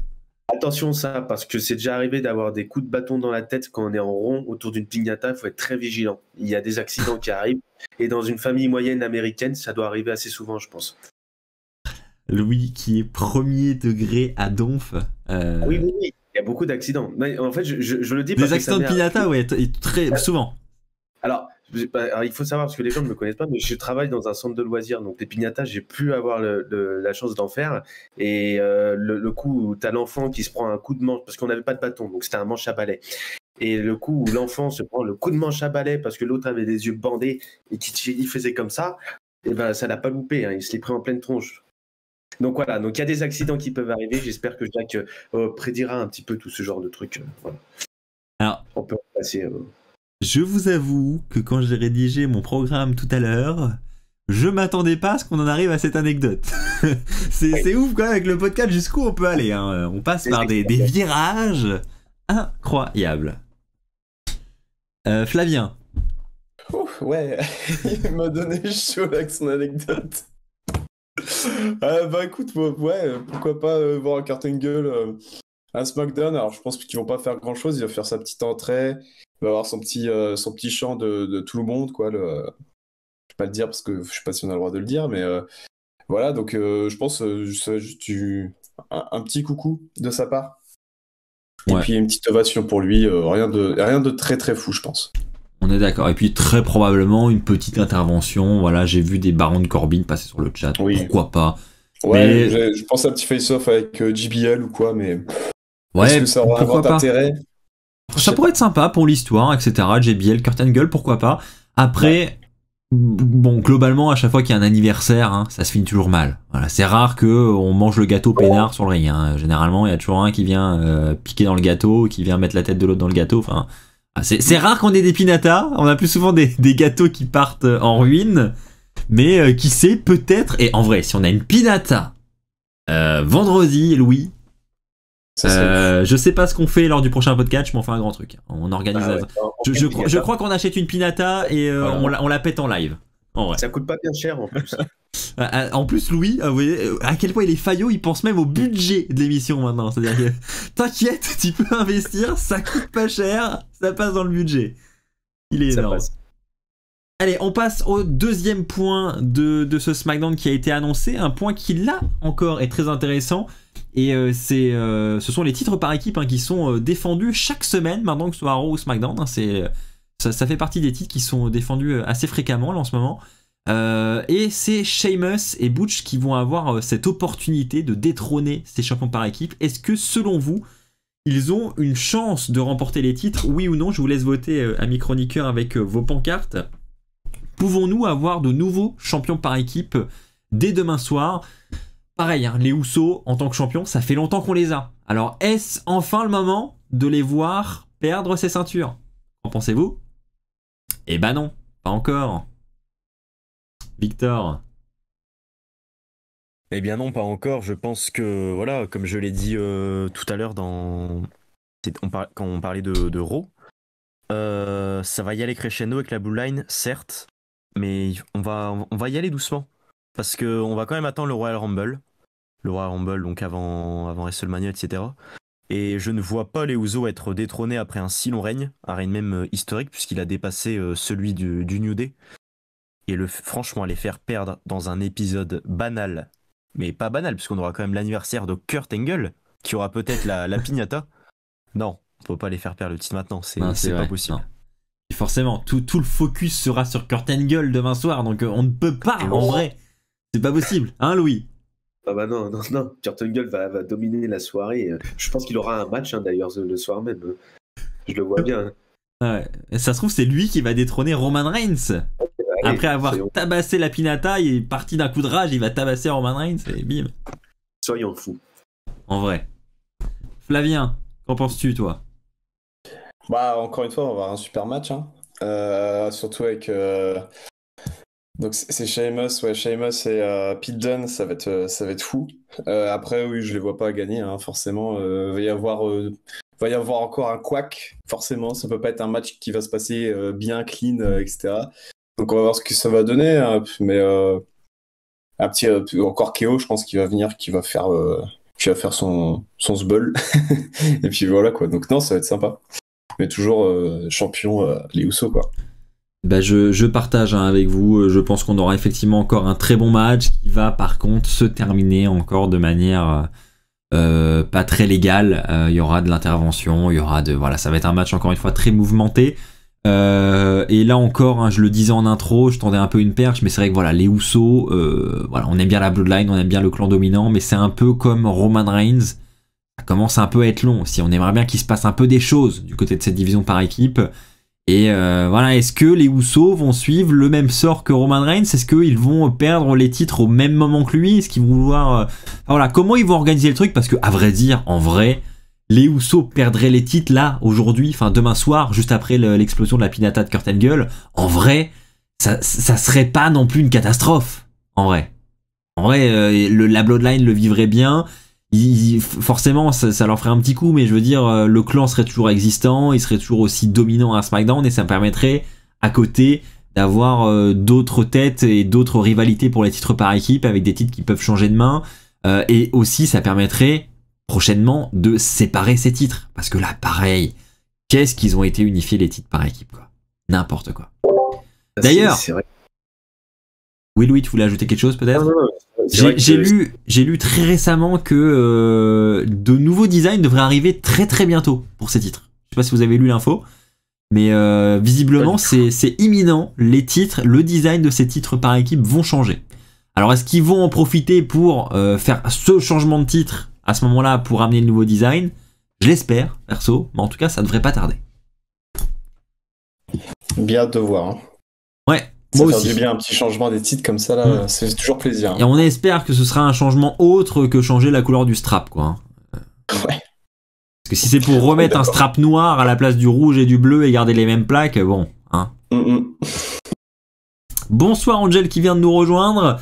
Et j'en profite pour vous faire une transition sur le dernier point de la soirée qui concernera Shotzi, puisque effectivement elle veut se venger sur Shayna Baszler et elle aura l'opportunité de se venger demain soir à SmackDown puisqu'elle affrontera en 1 contre 1 Shayna Baszler. Elle aura dans son coin toujours Raquel Rodriguez et en face Ronda Rousey sera dans le coin de Shayna Baszler. Votre avis sur ce match? Est-ce une rivalité qui vous passionne? Est-ce qu'on aura toujours Shotzi contre Ronda Rousey du côté du Rumble? Ou est-ce que, comme moi, je vais vous donner mon avis dès maintenant, vous pensez que c'est une manière d'amener progressivement la rivalité entre Shayna Baszler et Ronda Rousey? Perso, mon prono va pour Shayna Baszler contre Ronda Rousey au Rumble. Et je pense que voilà, ces petits face-à-face avec Shotzi sont une manière d'y arriver petit à petit, parce qu'on le rappelle, le Rumble c'est dans 2 mois, c'est encore long, donc il va falloir y aller progressivement. Bah, moi je pense que ça va très vite se finir, comme tu dis, Ronda avec Shayna, je pense que ça va pas durer très très longtemps. Après c'est un match, je pense, ça va être appréciable, un petit Shotzi contre Shayna, ça peut être cool. D'ailleurs, pour le petit info, juste comme ça, j'avais vu Ronda qui a dit lors d'un podcast, je crois, comme quoi elle était hyper déçue en fait du match qu'elle a eu avec, des retours qu'elle a eu avec son match au Survivor Series, parce qu'elles avaient bossé mais pendant 2 semaines, je crois, sur le match pour offrir quelque chose de top, quoi. Et justement, ça n'a pas eu les retombées qu'elle souhaitait. Et du coup, c'est hyper dommage, quoi. Et elle s'est justifiée aussi en disant que, notamment pour le spot qui a été raté sur le tablier du ring, elle a dit qu'elle n'avait pas eu l'occasion de répéter ce spot avant le jour du pay-per-view parce que les cages étaient installées toute la journée autour où ils étaient en train de répéter les Wargames, ce qui l'empêchait de répéter justement cette prise, et donc elles l'ont fait un petit peu de manière improvisée, ce qui explique le botch en fait. Enfin, c'est comme ça qu'elle l'a justifié en tout cas. C'est ça.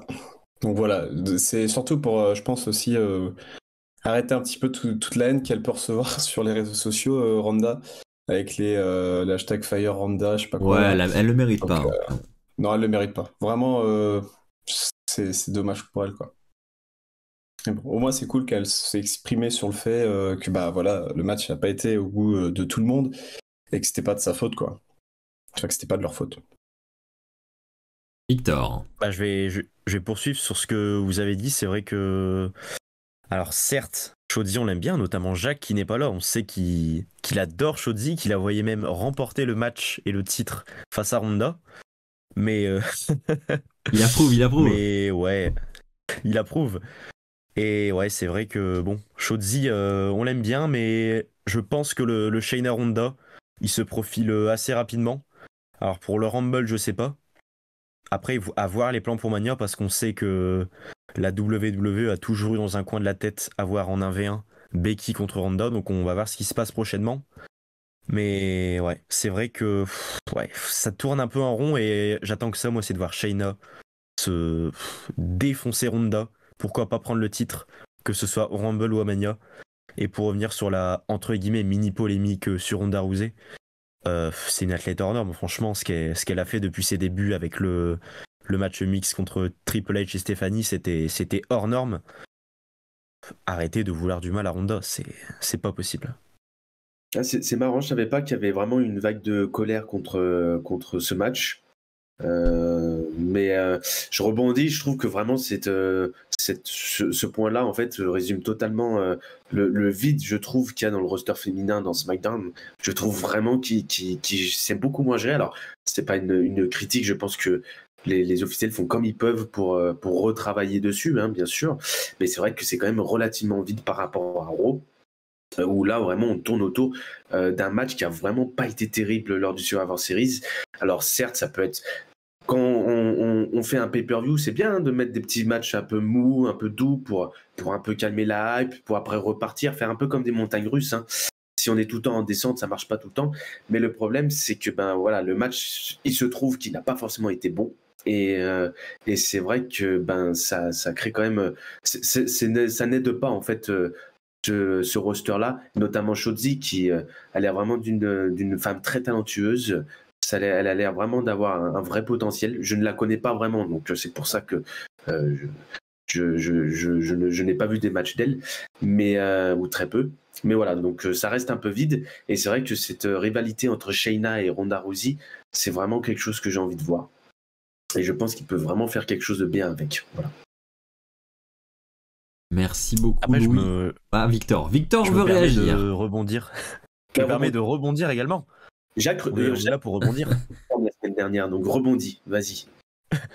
Je rebondis avec toi puisque on a Arthur qui nous dit ce sera Raquel Rodriguez au Rumble. C'est vrai qu'on en a parlé dans les précédentes éditions du podcast et un Raquel Ronda ça ferait extrêmement plaisir parce qu'on a ça pourrait entre guillemets être un David contre Goliath. Raquel qui a quand même un physique exceptionnel tandis que Ronda la rapidité et l'agilité. Et c'est vrai que je pense qu'on se dirige là-dessus au Rumble. On a aussi Dani qui veut un Raquel contre Ronda et ensuite pour Mania soit un Becky Ronda ou alors un Shayna contre Ronda.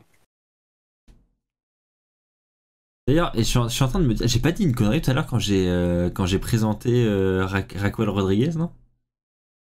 Non, j'ai pas dit. Si j'ai pas dit de connerie, tant mieux. Mais en y repensant, je suis pas sûr d'avoir correctement prononcé son nom. T'as peut-être dit Gonzalez. Non, Oui, j'ai pensé à ça. J'ai pas dit ça. Moyen, hein. Je sais plus. J'aurais parié là-dessus. Donc excusez-moi pour ce lapsus, hein, si c'est le cas. Ça va, ça change pas grand-chose. Non, c'est la même, ouais. Bah oui. Ça reste espagnol, hein. Voilà, c'est pour ça. C'est vraiment la même. Mexicain.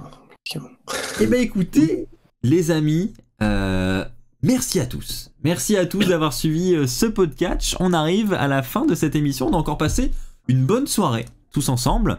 On a vu des sujets vraiment passionnants ce soir. Beaucoup de sujets intéressants, notamment avec Sasha Banks, qu'on a vu en début d'émission. Le retour sur Raw, il y avait beaucoup de choses à dire. On n'était pas nombreux, mais malgré ça, voilà, il y a eu The Rock, etc. C'était une très très bonne émission à boqueter encore. Donc merci à vous, déjà les chroniqueurs. Merci beaucoup.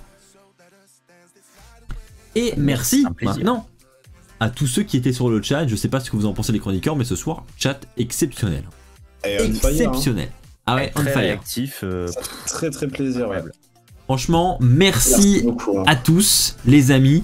Merci également à la team Rediff qu'on n'oublie pas, qui est là chaque semaine. Merci pour vos commentaires. N'oubliez pas les likes. D'ailleurs, si vous regardez ce live Twitch, n'hésitez pas à aller sur la Rediff, mettre des petites pouces bleus, etc. Ça nous aide pour le référencement de l'émission. Plus vous allez être nombreux, plus ce sera génial et plus on sera content de partager cette émission avec vous chaque semaine. Donc merci en tout cas déjà à tous les fidèles qu'on reconnaît de semaine en semaine sur le chat. Ça fait extrêmement plaisir. J'espère que vous continuez à apprécier l'émission. On va demander le mot de la fin à chaque chroniqueur maintenant. Louis, je pense qu'on va être le tien. Bah, bien sûr, on va dire Pignata. C'est magnifique. Victor. Anniversaire. Bon anniversaire, Jacques. Oh, Et c'est Carpenter. beau. Oh là là là là. Franchement, honnêtement, ça mérite un petit duo. Ah, vous êtes beau. Oh, ils sont Et enfin, bons. pour terminer, Flavien. Moi je vais dire Hugo.